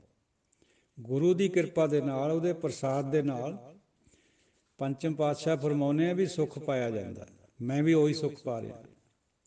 ਵੇਦ ਪੁਰਾਨ ਸਿਮਰਤ ਮੈਂ ਦੇਖ, ਸਸੀਰ ਸੂਰ ਨਖੇਤਰ ਮੈਂ ਏਕ। ਵੇਦਾਂ ਵਿੱਚ, ਪੁਰਾਣਾਂ ਵਿੱਚ, ਹਰ ਜਗ੍ਹਾ ਸਿਮਰਤੀਆਂ ਵਿੱਚ ਉਹੀ ਹੈ। ਔਰ ਚੰਦਰਮਾ, ਸੂਰਜ, ਨਛੱਤਰ ਜਿੰਨੇ ਵੀ ਹੈ, 28 ਨਛੱਤਰ ਹੈ ਸਾਧ ਸੰਗਤ ਜੀ, ਉਹ ਚੰਦਰਮਾ ਦੇ ਰਸਤੇ, ਜਿਨ੍ਹਾਂ ਦੇ ਤਹਿਤ ਬਹੁਤ ਕੁਛ ਸਾਡੇ ਪੰਡਿਤ ਨੇ ਸਾਨੂੰ ਦੱਸਿਆ ਹੋਇਆ। ਹਾਲਾਂਕਿ ਗੁਰਬਾਣੀ ਫਰਮਾਉਂਦੀ ਹੈ, ਝੂਠ ਨਾ ਬੋਲ ਪਾਂਡੇ ਸੱਚ ਕਹੀਏ, ਹਉਮੈ ਜਾਏ ਸ਼ਬਦ ਕਰ ਲਈਏ। ਇਹ ਸਾਰਾ ਹੀ ਝੂਠ ਮੂਠ ਦੀਆਂ ਗੱਲਾਂ ਨੇ। ਉਹ ਮੰਨਦੇ, ਉਹਨਾਂ ਨੂੰ ਮੁਬਾਰਕ ਹੋਵੇ, ਪਰ ਸਾਡੇ ਵਾਸਤੇ ਗੁਰੂ ਸਾਹਿਬ ਨੇ ਮਨਾ ਕਰਿਆ। ਕੋਈ ਪੰਜ ਕਣਾਂ ਨਹੀਂ ਹੁੰਦੀਆਂ। ਕੋਈ ਇਹੋ ਜਿਹੇ ਜਿਹੜੇ ਵਿਚਾਰ ਜੋੜੇ ਗਏ ਹੈ ਵੀ ਹੁਣ ਸੂਤਕ ਹੋ ਗਿਆ, ਹੁਣ ਪਾਤਕ ਹੈ, ਇਸ ਤਰ੍ਹਾਂ ਦੀਆਂ ਵਿਚਾਰਾਂ ਇਹ ਪੰਡਿਤ ਨਹੀਂ ਦਿੱਤੀਆਂ ਹੋਈਆਂ ਸਾਰੀਆਂ। ਕਬੀਰ ਜੀ ਤਾਂ ਇਹਨਾਂ ਨੂੰ ਬੇੜੀਆਂ ਕਹਿ ਰਹੇ ਹੈ, ਸੰਗਲ ਪੈਰਾਂ ਨੂੰ ਪਾਏ ਹੋਏ। ਵੇਦ ਕੀ ਪੁੱਤਰੀ ਸਿਮਰਤ ਭਾਈ, ਸਾਂਕਲ ਜੇਵਰੀ ਲੈ ਹੈ ਆਈ। ਇਹ ਸੰਗਲਾਂ ਨਾਲ ਮਨੁੱਖਤਾ ਨੂੰ ਬੰਨ੍ਹ ਦਿੱਤਾ, ਮਨੁੱਖਤਾ ਦੇ ਪੈਰਾਂ ਨੂੰ ਬੇੜੀਆਂ ਪਾਤੀਆਂ। ਨਿਕਲਣਾ ਇਹਨਾਂ 'ਚੋਂ ਬਹੁਤ ਔਖਾ ਹੈ। ਇਹ ਪੰਡਤ ਦਾ ਭਾਣਾ ਹੈ, ਸਾਡੇ ਵਿੱਚ ਪ੍ਰਬਲ ਹੋਇਆ ਹੋਇਆ। ਵੇਦ ਪੁਰਾਣ ਸਿਮਰਤ ਮੈਂ ਦੇਖ, ਸਾਰਾ ਕੁਛ ਉਹੀ ਹੈ। ਵੇਦਾਂ ਪੁਰਾਣਾ ਸਿਮਰਤੀਆਂ ਵਿੱਚ ਵੀ ਉਹੀ ਹੈ, ਲੇਕਿਨ ਸਾਨੂੰ ਸੰਦੇਸ਼, ਉਪਦੇਸ਼ ਕਿਆ ਹੈ ਵੀ ਤੁਸੀਂ ਕੇਵਲ ਗੁਰਮਤਿ ਨੂੰ ਮੰਨਣਾ ਹੈ। ਵੇਦਾਂ ਪੁਰਾਣਾਂ ਦੀ ਬਾਤ ਆਈ ਹੋਈ ਬਹੁਤ ਹੈ ਗੁਰਬਾਣੀ 'ਚ, ਕਿਉਂਕਿ ਵੇਦ ਪੁਰਾਣ ਕਹੋ ਮਤ ਝੂਠੇ, ਝੂਠਾ ਜੋ ਨਾ ਵਿਚਾਰਿਆ, ਇਹ ਵੀ ਬਾਤ ਆਉਂਦੀ ਹੈ। ਜਦੋਂ ਵਿਚਾਰ ਕਰਕੇ ਫਿਰ ਬਾਤ ਸਹੀ ਨਿਕਲਦੀ ਹੈ ਵਿੱਚੋਂ ਵੀ ਇਹ ਤਿੰਨਾਂ ਗੁਣਾਂ 'ਚ ਹੈ, ਫਿਰ ਆਪਾਂ ਨੇ ਉਹ ਮੰਨਣੇ ਨਹੀਂ। ਜੋ ਜਿਨ ਕੀ ਸੁਤ ਪ੍ਰਭ ਚਰਨਨ ਲਾਗੀ, ਤੇ ਵੇਦਨ ਤੇ ਭਏ ਤਿਆਗੀ। ਉਹ ਵੇਦਾਂ ਦਾ ਤਿਆਗ ਕਰ ਦਿੰਦੇ ਜਿਹਦੀ ਸੁਤ ਪ੍ਰਭੂ ਦੇ ਚਰਨਾਂ 'ਚ ਲੱਗ ਜਾਏ। ਗੁਰਬਾਣੀ ਪ੍ਰਤੀ ਐਸਾ ਵਚਨ ਨਹੀਂ ਹੈ ਕਿਤੇ ਵੀ। ਤਾਂ ਇਹ ਗੱਲ ਸਮਝਣ ਵਾਲੀ ਹੈ ਵੀ ਚਾਰੇ ਵੇਦ ਕਥੈਂ ਆਕਾਰ, ਤੀਨ ਅਵਸਥਾ ਕਹੈਂ ਬਖਿਆਨ, ਤੁਰਿਆ ਅਵਸਥਾ ਸਤਿਗੁਰ ਤੇ ਹਰਿ ਜਾਣ। ਤੁਰਿਆ ਅਵਸਥਾ ਚੌਥੇ ਪਦ ਵਾਲੀ, ਉਹ ਕੇਵਲ ਗੁਰੂ ਤੋਂ, ਸੰਤ ਤੋਂ ਪਤਾ ਲੱਗਦੀ ਹੈ। ਵੇਦਾਂ ਪੁਰਾਣਾਂ ਨੂੰ ਪਤਾ ਨਹੀਂ ਹੈ। ਸਾਧ ਕੀ ਮਹਿਮਾ ਵੇਦ ਨਾ ਜਾਣੈ, ਔਰ ਗੁਰ ਕੀ ਮਹਿਮਾ ਵੇਦ ਨਾ ਜਾਣੈ। ਨਹੀਂ ਜਾਣ ਸਕਦੇ ਉਹ ਰਿਸ਼ੀਆਂ ਮੁਨੀਆਂ ਦੁਆਰਾ ਲਿਖੇ ਗਏ ਹੈ। ਠੀਕ ਹੈ, ਆਪਣੀ ਜਗ੍ਹਾ ਅਸੀਂ ਉਹਨਾਂ ਦਾ ਕੋਈ, ਸਾਨੂੰ ਕੋਈ ਇਸ ਤਰ੍ਹਾਂ ਨਹੀਂ ਹੈ ਵੀ ਅਸੀਂ ਉਹਨਾਂ ਦੀ ਕੋਈ, ਉਹਨਾਂ ਬਾਰੇ 'ਚ ਬੁਰਾ ਸੋਚੀਏ। ਨਹੀਂ, ਉਹਨਾਂ ਵਿੱਚ ਗਿਆਨ ਦੀਆਂ ਗੱਲਾਂ ਵੀ ਹੈ। ਜਿਹੜਾ ਵੇਦਾਂ ਦਾ ਪਿਛਲਾ ਭਾਗ ਹੈ, ਵੇਦਾਂ ਮੈਂ ਨਾਮ ਉੱਤਮ ਸੋ ਸੁਣੈ ਨਾਹੀ, ਫਿਰੈ ਜਿਉ ਬੇਤਾਲਿਆ, ਇਹ ਵੀ ਵਚਨ ਆਉਂਦਾ ਗੁਰਬਾਣੀ 'ਚ, ਆਨੰਦ ਸਾਹਿਬ 'ਚ। ਉਹ ਵੇਦਾਂ 'ਚ ਨਾਮ ਉੱਤਮ ਕਿੱਥੇ ਹੈ? ਜਿਹੜਾ ਵੇਦਾਂ ਦਾ ਪਿਛਲਾ ਭਾਗ ਹੈ, ਜਿਹਨੂੰ ਉਪਨਿਸ਼ਦ ਕਹਿੰਦੇ ਆ। ਹਰ ਇੱਕ ਵੇਦ ਦੇ ਨਾਲ 3 ਕਿਸਮ ਦੇ ਗ੍ਰੰਥ ਹੈ, ਬਾਹਮਣੀ ਗ੍ਰੰਥ ਵੀ ਹੈ, ਉਪਨਿਸ਼ਦ ਵੀ ਹੈ। ਉਪਨਿਸ਼ਦਾਂ ਦੇ ਵਿੱਚ ਆਤਮਾ ਪਰਮਾਤਮਾ ਦੀ ਬਹੁਤ ਬਾਤ ਪਾਈ ਹੋਈ ਹੈ। ਇਸੇ ਕਰਕੇ ਗੁਰੂ ਮਹਾਰਾਜ ਕਹਿੰਦੇ ਵੀ ਇਹਨਾਂ ਵਿੱਚ ਨਾਮ ਵੀ ਹੈਗਾ, ਉਹ ਸੁਣੋ ਭਾਈ। ਜੋ ਕੁਛ ਇਹਨਾਂ 'ਚ ਬਾਕੀ ਹੈ, ਕੁਦਰਤ ਦੀ ਵਿਆਖਿਆ, ਜਿਵੇਂ ਅਗਨੀ ਦੀ ਪੂਜਾ, ਸੱਪਾਂ ਦੀ ਪੂਜਾ, ਬੋਹੜ ਦੀ ਪੂਜਾ, ਸੂਰਜ ਦੀ ਪੂਜਾ, ਉਹ ਨਹੀਂ ਕਰਨੀ। ਉਹਨਾਂ ਦੇ ਵਿੱਚ ਪਰਮਾਤਮਾ ਦਾ ਵੀ ਵਿੱਚ ਕੁਛ ਕੁਛ ਅੰਸ਼ ਹੈਗਾ, ਉਹਨੂੰ ਦੇਖੋ ਵਿੱਚੋਂ, ਉਹਨੂੰ ਪੂਜੋ, ਉਹਨੂੰ ਟੋਲੋ। ਬਾਣੀ ਪ੍ਰਭ ਕੀ ਸਭ ਕੋ ਬੋਲੇ, ਇਹ ਪ੍ਰਭੂ ਦੀ ਉਹ ਬਾਣੀ ਸਭ ਬੋਲ ਰਹੇ ਹੈ। ਜਿੱਦਣ ਜੋਤ ਨਿਕਲ ਗਈ, ਕਿਸੇ ਨੇ ਨਹੀਂ ਬੋਲਣਾ। ਫਿਰ ਬਾਬਾ ਬੋਲਤੇ ਤੇ ਕਹਾਂ ਗਏ, ਦੇਹੀ ਕੇ ਸੰਗ ਰਹਤੇ, ਆਪ ਅਡੋਲ ਨਾ ਕਬਹੂ ਡੋਲੇ। ਉਹ ਆਪ ਸਟੇਸ਼ਨਰੀ ਹੈ, ਮੁਕਾਮ ਹੈ, ਉਹ ਕਦੇ ਡੋਲਦਾ ਨਹੀਂ, ਹਿਲਦਾ ਨਹੀਂ। ਬਾਕੀ ਸਾਰੀ ਦੁਨੀਆ ਹਿਲ ਰਹੀ ਹੈ, ਡੋਲ ਰਹੀ ਹੈ। ਔਰ ਸਾਧ ਸੰਗਤ ਜੀ, ਇੱਕ ਸਾਇੰਸ ਦਾ ਅਸੂਲ ਇਹ ਵੀ ਹੈ ਵੀ ਜਿਹੜੀ ਐਨਰਜੀ ਪ੍ਰੋਡਿਊਸ ਹੁੰਦੀ ਹੈ, ਉਹ ਵਾਈਬ੍ਰੇਸ਼ਨਾਂ ਤੋਂ ਹੁੰਦੀ ਹੈ। ਵਾਈਬ੍ਰੇਸ਼ਨ ਆਪ ਸਮਝਦੇ ਹਾਂ, ਹਿਲ ਜੁਲ। ਜਿਵੇਂ ਕਿਸੇ ਤਾਰ ਨੂੰ ਆਪਾਂ ਉਂਗਲੀ ਨਾਲ ਹਿਲਾ ਦਈਏ ਤਾਂ ਉਹ ਹਿਲ ਜੁਲ ਕਰਦੀ ਹੈ, ਵਾਈਬ੍ਰੇਸ਼ਨਾਂ ਪੈਦਾ ਹੁੰਦੀਆਂ। ਵਾਈਬ੍ਰੇਸ਼ਨਾਂ ਤੋਂ એનર્ਜੀ ਪੈਦਾ ਹੁੰਦੀ ਹੈ, એનર્ਜੀ ਤੋਂ ਮੈਟਰ ਬਣਦਾ ਹੈ। ਦੇਖੋ ਜਿਹੜੀ ਗੱਲ ਅਸੰਭਵ ਲੱਗਦੀ ਸੀ ਉਹ ਹੁਣ ਸਾਇੰਸ ਨੇ ਵੀ ਪ੍ਰੂਵ ਕਰ ਦਿੱਤੀ। E ਬਰਾਬਰ ਹੈ E is equal to E is equal to MC square, Einstein ਦੀ ਥਿਊਰੀ ਹੈ। E ਬਰਾਬਰ ਹੈ એનર્ਜੀ ਦੇ, M ਮੈਟਰ ਨੂੰ ਕਹਿੰਦੇ ਆ, C ਰੌਸ਼ਨੀ ਦੀ ਰਫ਼ਤਾਰ ਨੂੰ ਕਹਿੰਦੇ ਆ। ਤੋ એનર્ਜੀ ਮੈਟਰ ਵਿੱਚ ਬਦਲ ਸਕਦੀ ਹੈ, ਮੈਟਰ એનર્ਜੀ 'ਚ ਬਦਲ ਸਕਦਾ ਹੈ। ਐਟਮ ਦੀ ਜਿਹੜੀ ਥਿਊਰੀ ਹੈ, ਐਟਮ ਬੰਬ ਦੀ, ਜਾਂ ਐਟਮ ਦੇ ਰਾਹੀਂ ਜਿਹੜੀ ਬਿਜਲੀ ਪੈਦਾ ਹੁੰਦੀ ਹੈ, ਉਹ ਇਹੀ ਥਿਊਰੀ ਹੈ। ਐਟਮ ਦੀ ਫਿਸ਼ਨ ਕਰਕੇ ਜਾਂ ਉਹਦੀ ਫਿਊਜ਼ਨ ਕਰਕੇ ਬਹੁਤ ਇਨੋਰਮਸ એનર્ਜੀ ਪੈਦਾ ਹੋ ਜਾਂਦੀ ਹੈ। ਇੱਕ ਐਟਮ ਲੱਖਾਂ ਹੀ ਕਰੋੜਾਂ ਹੀ ਟਨ એનર્ਜੀ ਪੈਦਾ ਕਰ ਦਿੰਦਾ, ਔਰ એનર્ਜੀ ਤੋਂ ਮੈਟਰ ਬਣਦਾ। ਦੋਹੇ ਵਾਈਸ ਵਰਸਾ ਹੈ, ਮੈਟਰ ਤੋਂ એનર્ਜੀ, એનર્ਜੀ ਤੋਂ ਮੈਟਰ, ਇਹ ਕਨਵਰਟ ਕਰੀਆਂ ਜਾ ਸਕਦੀਆਂ। ਇਸੇ ਕਰਕੇ ਗੁਰਬਾਣੀ 'ਚ ਵੀ ਇਹ ਫਰਮਾਨ ਹੈ ਵੀ ਮਰਦਾ ਜੰਮਦਾ ਕੁਛ ਨਹੀਂ, ਅਸਲ 'ਚ ਉਹ ਆਪਣਾ ਰੂਪ ਵਟਾ ਜਾਂਦਾ। ਤਾਂ ਚਲੋ ਅੱਗੇ ਚੱਲੀਏ। ਸਰਬ ਕਲਾ ਕਰ ਖੇਲੈ ਖੇਲ, ਸਭ ਕਲਾ ਉਸ ਦੀਆਂ, ਸਰਬ ਕਲਾ ਸੰਪੰਨ ਹੈ ਉਹ। ਦੁਨੀਆ ਦੇ ਵਿੱਚ 14 ਕਲਾ ਜਾਂ 16 ਕਲਾ ਨੂੰ ਸੰਪੂਰਨ ਮੰਨਿਆ ਜਾਂਦਾ ਸੀ, ਪਰ ਗੁਰਬਾਣੀ ਫਰਮਾਉਂਦੀ ਹੈ ਵੀ ਉਹਦੀਆਂ ਤਾਂ ਕਲਾ ਦਾ ਅੰਤ ਹੀ ਕੋਈ ਨਹੀਂ ਹੈ, ਸਭ ਜਗ੍ਹਾ ਉਹੀ ਹੈ। ਮੋਲ ਨਾ ਪਾਈਏ ਗੁਣੇ ਅਮੋਲ, ਅਮੁੱਲ ਗੁਣਾਂ ਵਾਲੇ ਪਰਮਾਤਮਾ ਦਾ ਮੁੱਲ ਨਹੀਂ ਕਰਿਆ ਜਾ ਸਕਦਾ। ਉਹ ਤਾਂ ਮਨ ਦੇ ਕੇ ਤਾਂ ਉਹ ਮਿਲ ਸਕਦਾ ਹੈ, ਪਰ ਕੋਈ ਕਹੇ ਵੀ ਮੈਂ ਮੁੱਲ ਤੁੱਲ ਕਰ ਲੂੰਗਾ ਉਹਦਾ, ਰਾਵਣ ਹੁੱਤੇ ਸੋ ਰੰਕ ਨੇ ਜਿਨ ਸਿਰ ਦੀਨੇ ਕਾਟ। ਉਹ ਫਿਰ ਸਿਰ ਕੱਟ ਕੇ ਦੇਣ ਦੀ ਕਿਆ ਜ਼ਰੂਰਤ ਸੀ, ਜੇ ਪੈਸਿਆਂ ਨਾਲੇ ਮਿਲਦਾ ਹੁੰਦਾ। ਰਾਵਣ ਤਾਂ ਬਥੇਰਾ ਅਮੀਰ ਸੀ, ਸੋਨੇ ਦੀ ਲੰਕਾ ਸੀ ਉਹਦੇ ਕੋਲ। ਸਰਬ ਜੋਤ ਮੈਂ ਜਾਂ ਕੀ ਜੋਤ, ਸਾਰੀਆਂ ਜੋਤਾਂ ਦੇ ਵਿੱਚ ਉਹਦੀ ਜੋਤ ਹੈ। ਜਿੰਨੀਆਂ ਵੀ ਆਪਣੀਆਂ ਜੋਤਾਂ ਇਕੱਲੇ ਇਕੱਲੇ ਸਰੀਰ ਦੀਆਂ, ਉਸੇ ਦੀ ਇੱਕੋ ਹੀ ਜੋਤ ਚੱਲ ਰਹੀ ਹੈ ਆਤਮਾ ਦੇ ਰੂਪ 'ਚ। ਧਾਰ ਰਹਿਓ ਸੁਆਮੀ ਓਤ ਪੋਤ, ਪਰਮਾਤਮਾ ਸਭ ਜੀਵਾਂ ਦੇ ਅੰਦਰ ਹੈ, ਹਰ ਘਟ ਦੇ ਵਿੱਚ ਹੈ, ਓਤ ਪੋਤ ਹੈ ਇਹਦੇ ਨਾਲ। ਇਸੇ ਕਰਕੇ ਸਾਧ ਸੰਗਤ ਜੀ, ਇਹ ਅਲੱਗ-ਅਲੱਗ ਅਵਸਥਾਵਾਂ ਹੈ, ਜਿਵੇਂ ਸਪਿਰਚੁਅਲਿਟੀ, ਡਿਵਿਨਿਟੀ ਔਰ ਸਤੋਗੁਣ। ਜਿਹੜਾ ਸਤੋਗੁਣ ਪਰਸਨ ਹੈ, ਉਹਦੀ ਜਿਹੜੀ ਉਡਾਰੀ ਹੈ, ਉਹਨੂੰ ਪਤਾ ਲੱਗ ਜਾਂਦਾ ਹੈ ਵੀ ਪਰਮਾਤਮਾ ਅੰਦਰ ਹੈ,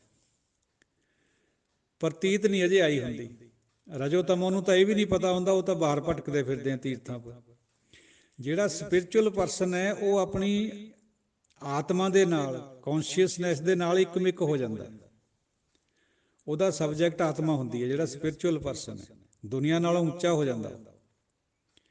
ਪਰ ਜਿਹੜਾ ਡਿਵਾਈਨ ਪਰਸਨ ਹੈ, ਉਹ ਪਰਮਾਤਮਾ ਨਾਲ ਇੱਕ ਮਿਕ ਹੁੰਦਾ ਹੈ। ਉਹ ਆਪਣੀ ਆਤਮਾ ਨੂੰ ਵੀ ਪਰਮਾਤਮਾ 'ਚ ਮਿਲਾ ਦਿੰਦਾ ਹੈ, ਗੁਰੂ ਦੀ ਕਿਰਪਾ ਨਾਲ। ਇਹ ਇਸੇ ਕਰਕੇ ਇਹਨਾਂ 'ਚ ਥੋੜ੍ਹਾ ਥੋੜ੍ਹਾ ਅੰਤਰ ਆਉਂਦਾ ਹੈ। ਇਹ ਇੱਕ ਚੀਜ਼ ਨਹੀਂ ਹੈ, ਭਾਵੇਂ ਰਲ ਗੱਡ ਹੋਈ ਪਈ ਹੈ, ਸਮਝ ਆਉਣੀ ਬੜੀ ਔਖੀ ਹੋਈ ਹੈ।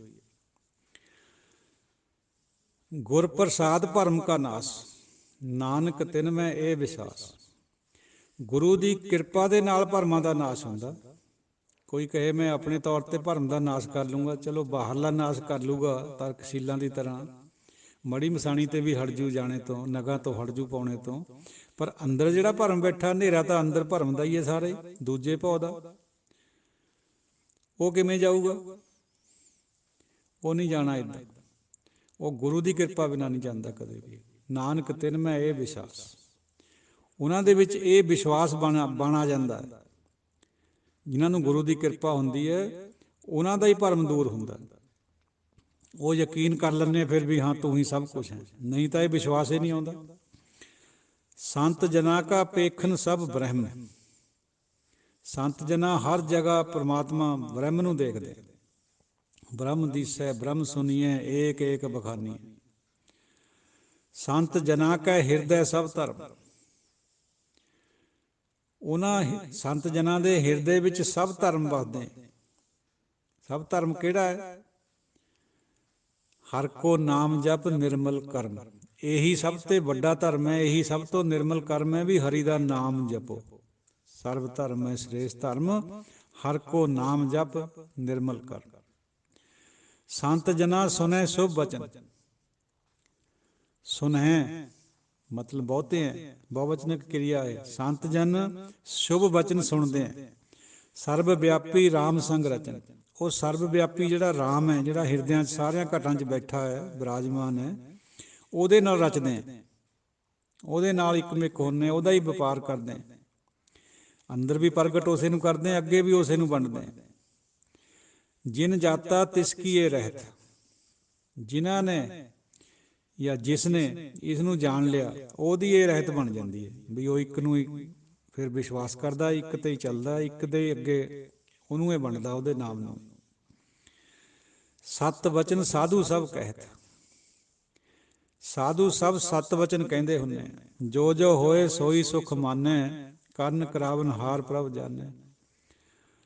ਜੋ ਕੁਛ ਹੋ ਰਿਹਾ ਹੈ ਉਹਨੂੰ ਭਲਾ ਕਰਕੇ ਜਾਣਦੇ, ਉਹਦੇ ਹੁਕਮ ਵਿੱਚ ਆ ਜਾਂਦੇ, ਔਰ ਇਹ ਵੀ ਜਾਣ ਜਾਂਦੇ ਆ ਵੀ ਕਰਨ ਕਰਾਉਣ ਵਾਲਾ ਕੇਵਲ ਪ੍ਰਭੂ ਹੈ, ਕਾਰਨ ਕਾਰਨ ਪ੍ਰਭ ਉਹੀ ਹੈ, ਦੂਜਾ ਨਹੀਂ ਕੋਈ ਵੀ ਹੋ ਸਕਦਾ। ਉਹ ਸਾਡੀ ਖਾਮ ਖਿਆਲੀ ਹੁੰਦੀ ਹੈ ਵੀ ਅਸੀਂ ਸੋਚਦੇ ਅਸੀਂ ਐਂ ਕਰ ਦੂੰਗੇ, ਉਹ ਕਰ ਦੂੰਗੇ, ਲੇਕਿਨ ਹੋਣਾ ਉਹੀ ਹੈ ਜੋ ਉਹਨੂੰ ਪਾਉਂਦਾ। ਮੁਦਈ ਲਾਖ ਬੁਰਾ ਚਾਹੇ ਤੋ ਕਿਆ ਹੋਤਾ ਹੈ, ਹੋਤਾ ਵਹੀ ਹੈ ਜੋ ਮਨਜ਼ੂਰ ਖੁਦਾ ਹੋਤਾ ਹੈ। ਜੋ ਉਹਨੂੰ ਪਾਉਂਦਾ ਹੋਣਾ ਉਹੀ ਹੈ। ਦੁਸ਼ਮਣ ਤਾਂ ਕਹੂਗਾ ਮੈਂ ਇਹਨੂੰ ਪਿੰਡ ਚੋਂ ਹੀ ਕੱਢ ਦੇਵਾਂ, ਦੁਸ਼ਮਣ ਕਹੂਗਾ ਮੈਂ ਇਹਨੂੰ 15 ਗੋਲਾਂ ਤੇ ਹਰਾ ਦੇਵਾਂ, ਨਹੀਂ ਹਾਰੇਗਾ। ਜੇ ਉਹਦੀ ਉੱਧਰ ਕਿਰਪਾ ਵਰਸਣੀ ਹੈ ਤਾਂ ਜਿੱਤਣਾ ਦੂਸਰੇ ਨਹੀਂ ਹੈ। ਵਿਰੋਧੀ ਜਿੰਨਾ ਮਰਜ਼ੀ ਜ਼ੋਰ ਲਗਾ ਲਓ। ਅੰਤਰ ਬਸੇ ਬਾਹਰ ਵੀ ਉਹੀ, ਅੰਦਰ ਵੀ ਉਹੀ ਹੈ, ਬਾਹਰ ਵੀ ਉਹੀ ਹੈ, ਨਾਨਕ ਦਰਸ਼ਨ ਦੇਖ ਸਭ ਮੋਹੀ। ਪਾਤਸ਼ਾਹ ਫਰਮਾਉਂਦੇ ਹੈ, ਪੰਚਮ ਪਾਤਸ਼ਾਹ, ਬਈ ਉਹਦਾ ਦਰਸ਼ਨ ਦੇਖ ਕੇ ਸਭ ਮੋਹੇ ਜਾਂਦੇ।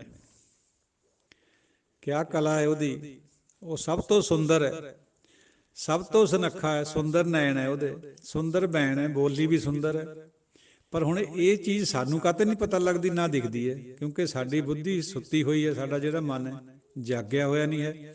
ਗੁਰੂ ਕਿਰਪਾ ਕਰ ਦੇਵੇ ਅਸੀਂ ਜਾਗ ਜੀਏ, ਸਾਨੂੰ ਬੀਨਾ ਬਿਨਾਈ ਵਾਲੀਆਂ ਅੱਖਾਂ ਦੇ ਦੇਵੇ, ਦਨਾਈ ਵਾਲਾ ਮਨ ਦੇ ਦੇਵੇ, ਦਾਨਾ ਬੀਨਾ ਸਾਈ ਮੈਂਡਾ ਉਸ ਤਰ੍ਹਾਂ ਦਾ ਸਾਨੂੰ ਬਣਾ ਦੇਵੇ, ਸਾਨੂੰ ਦਿਖਣ ਲੱਗ ਜਾਊਗਾ। ਕਿਉਂਕਿ ਸਾਧ ਸੰਗਤ ਜੀ, ਉਹ ਇਹ ਜਿਹੜਾ ਦੇਖਣ ਵਾਲੀ ਗੱਲ ਹੈ, ਭਾਵੇਂ ਉਹ ਹੈ ਤਾਂ ਸਹੀ, ਲਖੈ ਜੋ ਕੋਈ, ਕਬੀਰ ਜੀ ਦਾ ਫਰਮਾਨ ਹੈ ਤਾਂ ਸਹੀ, ਪਰ ਕੋਈ ਲਖੈ ਉਹਨੂੰ ਤਾਂ ਹੈ ਨਾ। ਆਪਣੀਆਂ ਚਸ਼ਮੇ ਬਸੀਰਤ ਨੂੰ ਖੋਲ ਕੇ ਦੇਖੀਏ, ਉਹ ਅੰਦਰ ਹੈ, ਬਾਹਰ ਨਹੀਂ ਹੈ ਕਿਤੇ ਵੀ। ਮਤਲਬ ਬਾਹਰ ਟੋਲਣ ਦੀ ਲੋੜ ਨਹੀਂ ਹੈ ਉਹਨੂੰ, ਹੈ ਤਾਂ ਉਹ ਸਭ ਜਗ੍ਹਾ ਹੀ ਹੈ। ਪਰ ਗੱਲ ਇਹ ਹੈ ਵੀ ਸਾਨੂੰ ਉਹ ਦਾਨਾ ਬੀਨਾ ਬਣਾ ਦੇਵੇ, ਕਿਸੇ ਗੁਰੂ ਦੇ ਕਿਸੇ ਸੰਤ ਦੇ ਨਾਲ ਮਿਲਾਪ ਕਰਾ ਕੇ ਨਾ, ਪਰਮਾਤਮਾ ਸਾਡੀਆਂ ਅੱਖਾਂ ਖੋਲ ਦੇਵੇ। ਖੋਲ ਕਰ ਚਸ਼ਮੇ ਬਸੀਰਤ ਜਰਾ ਦੇਖ ਮੁਝੇ, ਮੈਂ ਨਜ਼ਰ ਆਊਂਗਾ ਤੁਝੇ, ਮੈਂ ਕੋਈ ਰੂਪੋਸ਼ ਨਹੀਂ, ਮੈਂ ਕੋਈ ਲੁਕਿਆ ਹੋਇਆ ਨਹੀਂ ਹੈ, ਪਰ ਆਪਣੀਆਂ ਅੱਖਾਂ ਨੂੰ ਖੋਲ ਲੈ, ਖੁੱਲ੍ਹਣੀਆਂ ਤਾਂ ਜੇ ਕਿਰਪਾ ਕਰੂਗਾ। ਚਲੋ ਅੱਜ ਦੀ ਵਿਚਾਰਤੀ ਤਾਂ ਇੱਥੇ ਸਮਾਪਤੀ ਹੈ ਸਾਧ ਸੰਗਤ ਜੀ। ਵਿਚਾਰ ਕਾਫੀ ਲੰਬੀ ਵੀ ਹੋ ਗਈ ਹੈ। ਇੱਕ ਦੋ ਵਿਚਾਰਾਂ ਹੋਰ ਕਰਕੇ ਆਪ ਜੀ ਨਾਲ ਛੁੱਟੀ ਲਈਏ। ਦੇਖੋ ਸਾਧ ਸੰਗਤ ਜੀਓ, ਇੱਕ ਤੁਕ ਦਾਸਰੇ ਦੇ ਮਨ 'ਚ ਬਹੁਤ ਕੜਵੱਲ ਪਾਉਂਦੀ ਰਹੀ। ਅੱਜ ਤੋਂ 20-25-30 ਸਾਲ ਪਹਿਲਾਂ ਕਬੀਰ ਜੀ ਨੇ ਇੱਕ ਤੁਕ ਲਿਖੀ ਹੈ, ਪਹਿਲੇ ਦਰਸ਼ਨ ਮਗਹਰ ਪਾਇਓ, ਫੁਨ ਕਾਂਸੀ ਵਸੇ ਆਈ। ਇਹ ਤੁਕ ਇਹ ਕਹਿ ਰਹੀ ਹੈ ਵੀ ਪਹਿਲਾਂ ਦਰਸ਼ਨ ਮਗਹਰ ਦੀ ਧਰਤੀ ਤੇ ਪਏ ਆ ਸਾਨੂੰ ਪਰਮਾਤਮਾ ਦੇ, ਫਿਰ ਅਸੀਂ ਕਾਂਸੀ 'ਚ ਆਏ। ਲੇਕਿਨ ਕਬੀਰ ਜੀ ਗੁਰਬਾਣੀ 'ਚ ਇਹ ਵੀ ਫਰਮਾਉਂਦੇ ਹੈ ਵੀ ਸਗਲ ਜਨਮ ਸ਼ਿਵਪੁਰੀ ਗਵਾਇਆ, ਮਰਤੀ ਵਾਰ ਮਗਹਰ ਉਠਾਇਆ। ਔਰ ਇਤਿਹਾਸ ਵੀ ਇਹੀ ਹੈ ਵੀ ਸਾਰੀ ਜ਼ਿੰਦਗੀ ਉਹ ਕਾਸ਼ੀ 'ਚ ਰਹੇ, ਮਰਨੇ ਦੇ ਸਮੇਂ ਕੱਢ ਦਿੱਤਾ ਬਨਾਰਸ 'ਚੋਂ ਸਵਰਨ ਜਾਤੀਆਂ ਨੇ। ਉਹ ਫਿਰ ਮਗਹਰ ਦੀ ਕਲਰਾਠੀ ਧਰਤੀ ਪਰ ਰਹੇ, ਆ ਕੇ ਗੋਰਖਪੁਰ ਦੇ ਕੋਲ, ਉੱਥੇ ਹੀ ਉਹਨਾਂ ਦਾ ਅਕਾਲ ਚਲਾਣਾ ਹੋਇਆ। ਔਰ ਉਹਨਾਂ ਨੇ ਇਹ ਵੀ ਦਾਅਵੇ ਨਾਲ ਕਿਹਾ ਵੀ ਦੇਖੋ ਦੁਨੀਆ ਵਾਲਿਓ, ਜਗ੍ਹਾ ਕੋਈ ਪਵਿੱਤਰ ਅਪਵਿੱਤਰ ਨਹੀਂ ਹੁੰਦੀ, ਜਿੱਥੇ ਨਾਮ ਵਰਸ ਗਿਆ, ਨਾਮ ਦਾ ਵਾਸਾ ਹੋ ਗਿਆ, ਉਹ ਪਵਿੱਤਰ ਹੈ, ਦੂਜੀ ਅਪਵਿੱਤਰ ਹੋ ਜਾਂਦੀ ਹੈ। ਕਾਸ਼ੀ ਮਗਹਰ ਸਮ ਵਿਚਾਰੀ, ਓਛੀ ਭਗਤ ਕੈਸੇ ਉਤਰ ਸਪਾਰੀ। ਸਾਡੇ ਵਾਸਤੇ ਕਾਸ਼ੀ ਔਰ ਮਗਹਰ ਇੱਕੋ ਹੀ ਹੈ। ਲੋਕ ਸਮਝਦੇ ਸੀ ਵੀ ਕਾਂਸ਼ੀ ਵੀ ਜਿਹੜਾ ਮਰਦਾ ਹੈ ਉਹਨੂੰ ਸਵਰਗ ਮਿਲਦਾ ਹੈ, ਜਿਹੜਾ ਮਗਹਰ ਦੀ ਧਰਤੀ ਪਰ ਮਰਦਾ ਹੈ ਉਹ ਖੋਤੇ ਦੀ ਜੂਨ ਪੈਂਦਾ ਹੈ। ਇਹ ਖਿਆਲ ਸੀ ਲੋਕਾਂ ਦਾ। ਕਬੀਰ ਜੀ ਨੇ ਇਹਨੂੰ ਸਾਰੇ ਨੂੰ ਖੰਡਨ ਕਰ ਦਿੱਤਾ। ਆਪ ਮਗਹਰ ਦੀ ਧਰਤੀ ਤੇ ਰਹੇ, ਔਰ ਇਹ ਵੀ ਫਿਰ ਹੋਕਾ ਦੇ ਦਿੱਤਾ, ਸੁਨੋ ਗੁਰ ਗਜ ਸ਼ਿਵ ਸਭ ਕੋ ਜਾਣੈ, ਮੂਆ ਕਬੀਰ ਰਮਤ ਸ੍ਰੀ ਰਾਮ। ਸੁਣ ਲੋ ਦੇਵਤਿਓ, ਗੁਰ ਗਜ ਸ਼ਿਵ ਸਭ ਜਾਣ ਲੋ ਗਣੇਸ਼ੋ, हे ਗਣੇਸ਼ ਦੇਵਤਾ ਜੀ ਤੁਸੀਂ ਵੀ ਜਾਣੋ, ਕਿਉਂਕਿ ਗਣੇਸ਼ ਦਾ ਤਲਕ ਕਾਸ਼ੀ ਨਾਲ ਹੈ। ਮੂਆ ਕਬੀਰ ਰਮਤ ਸ੍ਰੀ ਰਾਮ, ਮੈਂ ਰਾਮ ਨੂੰ ਰਮਤ ਕਰਦਾ ਹੋਇਆ ਮੂਆ, ਮੈਂ ਉਹਦੇ ਗੋਦ ਵਿੱਚ ਚੱਲਿਆ, ਦੇਖ ਲਓ ਆ ਕੇ। ਤੁਸੀਂ ਕਹਿੰਦੇ ਸੀ ਇਹ ਖੋਤੇ ਦੀ ਜੂਨ ਚ ਪਊਗਾ। ਇਹ ਹੈ ਗੁਰਮਤ ਦਾ ਖਿਆਲ। ਫਿਰ ਹੁਣ ਇਹ ਹੱਲ ਕਿੱਥੋਂ ਹੋਵੇ ਵੀ ਪਹਿਲੇ ਦਰਸ਼ਨ ਮਗਰ ਪਾਏ ਆ ਕਿ ਕਾਸ਼ੀ ਚ ਪਾਏ ਆ। ਸਾਧ ਸੰਗਤ ਜੀ, ਉਹ ਬਹੁਤ ਹੌਲੀ ਹੌਲੀ ਮਨ ਵਿੱਚ ਹੁੰਦੀਆਂ ਰਹੀਆਂ ਭੰਨਾ ਘੜਤਾਂ, ਪੁੱਛਦਾ ਵੀ ਰਿਹਾ ਦਾਸਰਾ, ਪਰ ਕੋਈ ਤਸੱਲੀ ਜੀ ਨਹੀਂ ਹੋਈ। ਹੁਣ ਇਸ ਕਰਕੇ ਸ਼ਾਂਤੀ ਆ ਗਈ ਵੀ ਇਹ ਅਨਵੈ ਦਾ ਪਤਾ ਲੱਗ ਗਿਆ। ਇਹਨੂੰ ਜੇ ਆਪਾਂ ਅਨਵੈ ਕਰੀਏ ਤੁਕ ਨੂੰ, ਪਹਿਲੇ ਦਰਸ਼ਨ ਕਾਂਸ਼ੀ ਪਾਇਓ ਫੁਨ ਮਗ ਹਰ ਵਸੇ ਆਈ, ਇਹਦਾ ਅਨਵੈ ਇਸ ਤਰ੍ਹਾਂ ਬਣਨਾ, ਕਿਉਂਕਿ ਉਹ ਰਹੇ ਹੀ ਸਾਰੀ ਉਮਰ ਕਾਸ਼ੀ 'ਚ, ਪਰ ਚੱਲਣ ਵੀ ਉਹਨਾਂ ਦਾ ਨਾਮ ਦਾ ਕਾਸ਼ੀ 'ਚ ਹੋਇਆ। ਉੱਥੇ ਤਾਂ ਸਿਰਫ ਅਖੀਰਲੇ ਟਾਈਮ ਉਹਨਾਂ ਨੂੰ ਕੱਢ ਦਿੱਤਾ ਗਿਆ ਸੀ ਜਦੋਂ ਉਦੋਂ ਆਏ। ਤਾਂ ਇਹ ਅਨਵੈ ਦੇ ਵਿੱਚ ਫਿਰ ਤੁਕ ਪੂਰੀ ਉਤਰਦੀ ਹੈ ਵੀ ਦਰਸ਼ਨ ਤਾਂ ਕਾਸ਼ੀ 'ਚ ਪਹਿਲਾਂ ਹੋਏ ਆ, ਬਾਅਦ ਵਿੱਚ ਮਗਰ ਆਏ ਆ। ਲੇਕਿਨ ਉਹ ਲਿਖਣ ਵਿੱਚ ਕਵਿਤਾ ਜਿਹੜੀ ਪੋਇਟਰੀ ਹੁੰਦੀ ਹੈ, ਪਹਿਲਾਂ ਵੀ ਆਪਾਂ ਵਿਚਾਰੀਏ ਬਾਤ ਵੀ ਉਹਦੇ 'ਚ ਇਸ ਤਰ੍ਹਾਂ ਕਵੀ ਨੂੰ ਹੱਕ ਹੁੰਦਾ, ਜਿਵੇਂ ਰਾਖੋਂ ਕੰਧ ਉਸਾਰੋਂ ਨੀਵਾਂ, 3.5 ਹੱਥ ਤੇਰੀ ਸੀਮਾ, ਬਾਬਾ ਰਵਿਦਾਸ ਜੀ ਦਾ ਵਚਨ। ਰੱਖੀ ਤਾਂ ਕੰਧ ਨਹੀਂ ਜਾਂਦੀ, ਰੱਖੀ ਤਾਂ ਨਿਉ ਜਾਂਦੀ ਹੈ। ਉਹ ਮਿਲਾਉਣ ਖਾਤਰ ਸੀਮਾ ਔਰ ਦੋਹੇ ਸ਼ਬਦਾਂ ਦਾ ਤਲਫਜ਼ ਬਣਾਉਣ ਖਾਤਰ, ਪੋਇਟਿਕ ਹੈ ਲੈਂਗੁਏਜ, ਨੀਵਾਂ ਸੀਮਾ ਨੂੰ ਮਿਲਾਉਣ ਖਾਤਰ ਇਸ ਤਰ੍ਹਾਂ ਕਰਿਆ ਗਿਆ ਹੈ। ਗੁਰਬਾਣੀ 'ਚ ਹੋਰ ਵੀ ਬਹੁਤ ਜਗ੍ਹਾ ਹੈ ਇਸ ਤਰ੍ਹਾਂ, ਕਮ ਸੇ ਕਮ 20-30 ਜਗ੍ਹਾ ਦਾ ਦਾਸਰੇ ਨੂੰ ਵੀ ਪਤਾ ਹੈ।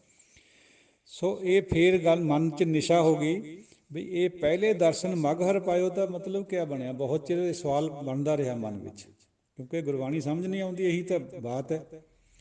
ਜੇ ਸਮਝ ਆ ਜਾਏ ਤਾਂ ਸ਼ਾਂਤੀ ਹੋ ਜਾਂਦੀ, ਜੇ ਨਾ ਆਵੇ ਤਾਂ ਫਿਰ ਭੰਬਲ ਭੁੱਸਾ ਰਹਿੰਦਾ ਮਨ ਵਿੱਚ। ਹੁਣ ਮਨ ਵਿੱਚ ਸ਼ਾਂਤੀ ਹੈ ਇਸ ਕਰਕੇ।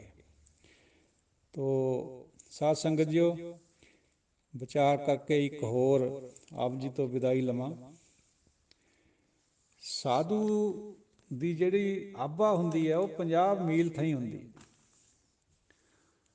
ਸ਼ਿਵ ਪੁਰਾਣ ਇੱਕ ਗ੍ਰੰਥ ਹੈ ਪੁਰਾਣਾਂ 'ਚੋਂ, ਉਹਦੇ ਵਿੱਚ ਜ਼ਿਕਰ ਆਉਂਦਾ ਹੈ ਵੀ ਜਿੱਥੇ ਕੋਈ ਸਾਧੂ ਤਪੱਸਿਆ ਕਰਦਾ ਹੈ, ਪਰਮਾਤਮਾ ਨੂੰ, ਵਾਹਿਗੁਰੂ ਨੂੰ ਯਾਦ ਕਰਦਾ ਹੈ, ਉਸ ਕਮਰੇ ਦੀਆਂ ਜਾਂ ਉਸ ਜਗ੍ਹਾ ਦੀਆਂ ਜਿਹੜੀਆਂ ਆਰਟੀਕਲਸ ਹੁੰਦੀਆਂ, ਚੀਜ਼ਾਂ ਹੁੰਦੀਆਂ, ਜਿਵੇਂ ਮੇਜ਼, ਕੁਰਸੀਆਂ, ਛੱਤ, ਦੀਵਾਰਾਂ, ਵਿੰਡੋਜ਼, ਟਾਕੀਆਂ, ਉਹ ਸਾਰੀਆਂ ਦੇ ਵਿੱਚ ਨਾਮ ਸਮਾ ਜਾਂਦਾ।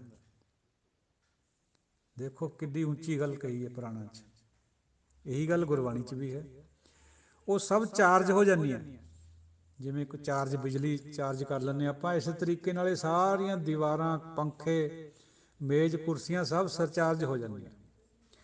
ਔਰ ਉਸ ਤੋਂ ਬਾਅਦ ਅਗਲੀ ਹੋਰ ਵੀ ਉੱਚੀ ਗੱਲ ਕਹੀ ਉਹਨਾਂ ਨੇ, ਉਹਦੇ 'ਚ ਲਿਖਿਆ ਹੋਇਆ ਸ਼ਿਵ ਪੁਰਾਣ 'ਚ ਵੀ ਜੇ ਉਹ ਮਹਾਂਪੁਰਸ਼ ਉੱਥੋਂ ਉੱਠ ਕੇ ਕਿਤੇ 10,000 ਮੀਲ ਪਰ ਵੀ ਜਾ ਕੇ ਬਹਿ ਜਾਵੇ, ਇਹ ਜਿਹੜੀ ਐਨਰਜੀ ਹੈ ਉਸ ਕਮਰੇ ਦੀ ਜਾਂ ਉਸ ਜਗ੍ਹਾ ਦੀ, ਇਹ ਉੱਥੇ ਵੀ ਪਹੁੰਚ ਜਾਂਦੀ ਹੈ। ਕਿਵੇਂ? Energy flows from higher level to lower level, ਇਹ ਸਾਇੰਸ ਦਾ ਸਿਧਾਂਤ ਹੈ। ਜਿੱਥੇ ਐਨਰਜੀ ਜ਼ਿਆਦਾ ਹੁੰਦੀ ਹੈ, ਜਿਵੇਂ ਅੱਗ ਦਾ ਸੇਕ ਇੱਕ ਜਗ੍ਹਾ ਜ਼ਿਆਦਾ, ਉੱਥੋਂ ਹੌਲੀ ਹੌਲੀ ਹੁੰਦਾ ਡਿਫਿਊਜ਼ ਹੋ ਕੇ ਦੂਰ ਥਾਈਂ ਜਾਂਦਾ, ਭਾਵੇਂ ਉੱਥੇ ਘੱਟ ਹੋਵੇ ਪਰ ਜਾਂਦਾ ਜ਼ਰੂਰ ਹੈ ਉਹ। ਇੱਕ ਪਾਸੇ ਮੋਮਬੱਤੀ ਰੱਖ ਕੇ ਆਪਾਂ ਇੱਕ ਸਰੀਏ ਨੂੰ ਗਰਮ ਕਰੀਏ, ਉੱਥੋਂ ਬਹੁਤ ਗਰਮ ਹੋਊਗਾ, ਦੂਜੇ ਸਿਰੇ 'ਤੇ ਘੱਟ ਹੋਊਗਾ, ਪਰ ਟਰੈਵਲ ਕਰਦੀ ਹੈ ਐਨਰਜੀ ਉੱਧਰ ਨੂੰ, ਘੱਟ ਵੱਲ ਨੂੰ। ਐਸੇ ਤਰੀਕੇ ਨਾਲ ਦਾਨੇ ਕਹਿੰਦੇ ਆ ਵੀ ਜੇ ਅਸੀਂ ਕਿਸੇ ਸੰਤ ਦਾ ਖਿਆਲ ਕਰੀਏ ਹਰ ਵਕਤ, ਮਹਾਂਪੁਰਸ਼ ਦਾ, ਉਹਦੀ ਸੰਗਤ ਵੀ ਕਰੀਏ, ਉਹਦੀ ਆਭਾ 'ਚ ਰਹੀਏ, ਫਿਰ ਸਾਨੂੰ ਉਹਦੇ ਵੱਲੋਂ ਪੋਜ਼ੀਟਿਵ ਐਨਰਜੀ, ਕਿਉਂਕਿ ਉੱਥੇ ਜ਼ਿਆਦਾ ਹੈ, ਉਹ ਸਾਡੇ ਵੱਲ ਆਉਂਦੀ ਰਹੇਗੀ, ਸਾਡਾ ਸੁਧਾਰ ਹੁੰਦਾ ਰਹੂਗਾ। ਜੇ ਆਪਾਂ ਨੇ ਮਨ 'ਚ ਬਣਾ ਲਿਆ ਕਿਸੇ ਗੁੰਡੇ ਦਾ ਖਿਆਲ, ਕਿਸੇ ਦਵੰਗ ਦਾ, ਲਫੰਗੇ ਦਾ, ਜਿਹਨੇ ਸਾਨੂੰ ਮਾਰਿਆ ਹੋਵੇ, ਕੁੱਟਿਆ ਹੋਵੇ, ਹਰ ਵਕਤ ਉਹਦਾ ਖਿਆਲ ਰੱਖੀਏ, ਤਾਂ ਉਹਦੇ ਕੋਲ ਨੈਗੇਟਿਵ ਐਨਰਜੀ ਬਹੁਤ ਹੈ। ਉਹ ਨੈਗੇਟਿਵਿਟੀ ਨੇ ਸਾਡੇ ਵੱਲ ਆਉਣਾ ਸ਼ੁਰੂ ਕਰ ਦੇਣਾ ਜੇ ਉਹਦਾ ਖਿਆਲ ਰੱਖਾਂਗੇ। ਹੌਲੀ ਹੌਲੀ ਅਸੀਂ ਵੀ ਉਹੋ ਜਿਹੀ ਹੋ ਜਾਣਾ ਜਿਹਾ ਜਿਹਾ ਉਹ ਸੀਗਾ। ਇਹ ਸ਼ਿਵ ਪੁਰਾਣ 'ਚ ਲਿਖੀ ਹੋਈ ਬਾਤ ਹੈ, ਔਰ ਗੁਰਮਤ ਨਾਲ ਮੇਲ ਖਾਂਦੀ ਹੈ ਗੱਲ। ਜਿੱਥੇ ਹਰ ਵਕਤ ਨਾਮ ਦਾ ਪ੍ਰਕਾਸ਼ ਹੋਵੇ, ਦਰਬਾਰ ਸਾਹਿਬ ਅੰਮ੍ਰਿਤਸਰ ਜੀ ਦੇ ਵਿੱਚ ਇਹੀ ਕੁਛ ਹੈ। ਉੱਥੇ ਦਾ ਜਿਹੜਾ ਜਲ ਹੈ ਉਹ ਵੀ ਪਵਿੱਤਰ, ਉੱਥੇ ਦੀ ਧਰਤੀ ਵੀ ਪਵਿੱਤਰ, ਉੱਥੇ ਰਹਿਣ ਵਾਲੇ ਜਿਹੜੇ ਵੀ ਜੋ ਵੀ ਹੈ, ਚਾਹੇ ਉਹ ਕਥਾ ਕੀਰਤਨ ਕਰਦੇ, ਚਾਹੇ ਸੁਣਦੇ, ਉਹ ਵੀ ਪਵਿੱਤਰ। ਇਹ ਨਾਮ ਦੀ ਜਿਹੜੀ ਹੈ ਰਿਸ਼ਮਾ ਹੈ, ਵਾਈਬ੍ਰੇਸ਼ਨਸ ਹੈ, ਇਹ ਉੱਥੇ ਭਰਪੂਰ ਹੁੰਦੀਆਂ, ਲੇਕਿਨ ਇਹ ਹੌਲੀ ਹੌਲੀ ਫਿਰ ਦੂਰ ਤੱਕ ਚਲੇ ਜਾਂਦੀਆਂ ਆਭਾ ਦੇ ਕਰਕੇ। ਤੋ ਇਹ ਸਾਧ ਸੰਗਤ ਜੀ ਉਹ ਵਿਚਾਰ ਕਰਦੇ ਆਪ ਜੀ ਤੋਂ ਵਿਦਾਈ ਲੈ ਰਿਹਾ ਦਾਸਰਾ। ਕੋਈ ਅਪਸ਼ਬਦ ਦੀ ਖਿਮਾ, 3-4 ਦਿਨ ਦੀ ਬਾਤ ਰਹਿ ਗਈ ਹੈ, ਹੋਰ ਮਹਾਰਾਜ ਕਿਰਪਾ ਕਰੂਗਾ। ਔਰ ਇਹ ਉਪਰਾਲਾ ਗਦਗਦ ਹੁੰਦਾ ਦਾਸਰਾ ਭਾਈ ਰਣਜੀਤ ਸਿੰਘ ਜੀ ਤੋਂ। ਪਤਾ ਨਹੀਂ ਕਿਵੇਂ ਸਬੱਬ ਬਣਾਇਆ ਪਰਮਾਤਮਾ ਨੇ, ਕੋਈ ਜਾਣ ਨਹੀਂ ਸੀ, ਕੋਈ ਪਹਿਚਾਣ ਨਹੀਂ ਸੀ। ਉਹ ਜਰਮਨੀ 'ਚ, ਅਸੀਂ ਇੰਡੀਆ 'ਚ, ਉਹ ਟਕਸਾਲਾਂ 'ਚ ਪੜ੍ਹੇ ਹੋਏ, ਦਾਸਰਾ ਕਿਤੇ ਵੀ ਨਹੀਂ ਪੜ੍ਹਿਆ। ਕਿਵੇਂ ਸਬੱਬ ਬਣਾਇਆ ਪਰਮਾਤਮਾ ਨੇ। ਹੁਣ ਥਾਈਂ ਤਾਂ ਚਲੋ ਵਟਸਐਪ ਦੇ ਉੱਤੇ ਜਾਂ ਕਿਤੇ ਕਿਤੇ ਯੂਟਿਊਬ 'ਤੇ ਥੋੜ੍ਹੇ ਬਹੁਤ ਵਿਚਾਰਾਂ ਹੋਈਆਂ।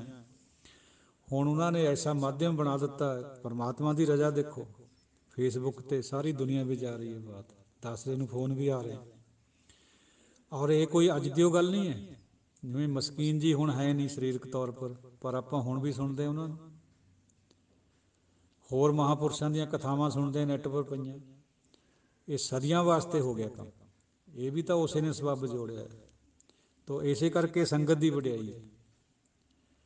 ਜੇ ਆਪਾਂ ਦੇਖੀਏ ਸਟਲਟੀ ਸੰਗਤ ਦੀ, ਤਾਂ ਸੰਗਤ ਨੂੰ ਦੇਖਣ ਵਿੱਚ ਤਾਂ ਸਰੀਰ ਬੈਠੇ ਹੁੰਦੇ ਵਿੱਚ। ਅੱਖ ਜਿਹੜੀ ਬਾਹਰਲੀ ਸਾਡੀ ਅੱਖ ਹੈ, ਉਹ ਤਾਂ ਸਰੀਰਾਂ ਨੂੰ ਦੇਖਦੀ ਹੈ। ਕਈ ਤਾਂ ਕੱਪੜੇ ਹੀ ਦੇਖਦੇ ਹੋਣਗੇ ਵੀ ਕਥਾਕਾਰ ਦੇ ਕੱਪੜੇ ਕਿਹੋ ਜਿਹੇ, ਹੱਥਾਂ 'ਚ ਕੋਈ ਮੁੰਦਰੀ ਗਹਿਣਾ ਕੋਈ ਪਾਇਆ ਵਾ ਕਿ ਨਹੀਂ, ਜਾਂ ਹੋਰ ਇਸ ਤਰ੍ਹਾਂ ਦਾ ਵਿਹਾਰ।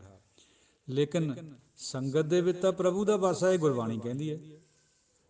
ਫਿਰ ਤਾਂ ਉਹ ਤਾਂ ਗੱਲ ਮੰਨਣੀ ਪੈਣੀ। ਉਹ ਕਿਵੇਂ ਵਾਸਾ ਹੈ ਸਾਧ ਸੰਗਤ ਜੀ? ਉਹ ਫੁੱਲ ਤੋਂ ਦੇਖ ਕੇ ਆਪਾਂ ਨੂੰ ਰੰਗ ਰੂਪ ਫੁੱਲ ਦਾ ਪਤਾ ਲੱਗ ਜਾਂਦਾ ਵੀ ਪੀਲਾ ਹੈ ਕਿ ਨੀਲਾ ਹੈ ਕਿ ਕਾਲਾ ਹੈ ਕਿ ਯੈਲੋ ਹੈ। ਪਰ ਉਹਦੇ ਵਿੱਚ ਕੁਛ ਹੋਰ ਵੀ ਹੈ ਫੁੱਲ 'ਚ। ਉਹ ਕਿਆ ਹੈ? ਉਹ ਸਾਨੂੰ ਨਹੀਂ ਦਿਖਦਾ, ਨਾ ਸਾਨੂੰ ਮਹਿਸੂਸ ਹੁੰਦਾ। ਮਧੂ ਮੱਖੀ ਨੂੰ ਮਹਿਸੂਸ ਹੋ ਜਾਂਦਾ। ਉਹ ਸ਼ਾਇਦ ਇਕੱਠਾ ਕਰ ਲੈਂਦੀ, ਮਕਰੰਦ ਵਿੱਚ ਹੁੰਦਾ, ਉਹਦੇ ਦਿਖਦਾ ਕੋਈ ਨਹੀਂ। ਐਸੇ ਤਰੀਕੇ ਨਾਲ ਸੰਗਤ ਦੇ ਵਿੱਚ ਮਿਲ ਸਤ ਸੰਗਤ ਖੋਜ ਦਸਾਈ, ਵਿੱਚ ਸੰਗਤ ਹਰ ਪ੍ਰਭ ਵਸੈ ਜਿਉ। ਸੰਗਤ ਦੇ 'ਚ ਪ੍ਰਭੂ ਦਾ ਵਾਸਾ ਹੁੰਦਾ ਹੀ ਹੁੰਦਾ ਹੈ, ਗੁਰੂ ਦਾ ਵਾਸਾ ਹੁੰਦਾ ਹੀ ਹੁੰਦਾ। ਅੱਖ ਚਾਹੀਦੀ ਹੈ ਦੇਖਣ ਵਾਲੀ, ਇਸੇ ਕਰਕੇ ਸੰਗਤ ਦੀ ਮਹਿਮਾ। ਸੰਗਤ ਦੇ ਵਿੱਚ ਜਾ ਕੇ ਜੇ ਕੋਈ ਮਨਾਂ ਦੀਆਂ ਘੁੰਡੀਆਂ ਵੀ ਹੁੰਦੀਆਂ, ਉਹ ਵੀ ਖੁੱਲ੍ਹ ਜਾਂਦੀਆਂ। ਕੋਈ ਮਨ ਦੇ ਵਿੱਚ ਸ਼ੰਕਾ ਹੁੰਦਾ ਹੈ, ਕੋਈ ਦੁਬਿਧਾ ਹੁੰਦੀ ਹੈ, ਉਹ ਸੰਗਤ ਵੀ ਜਾ ਕੇ ਹੱਲ ਹੋ ਜਾਂਦੀ ਹੈ। ਇਸੇ ਕਰਕੇ ਸੰਗਤ ਦੀ ਵਡਿਆਈ ਹੈ। ਦਿਓ ਆਗਿਆ। ਵਾਹਿਗੁਰੂ ਜੀ ਕਾ ਖਾਲਸਾ, ਵਾਹਿਗੁਰੂ ਜੀ ਕੀ ਫਤਿਹ।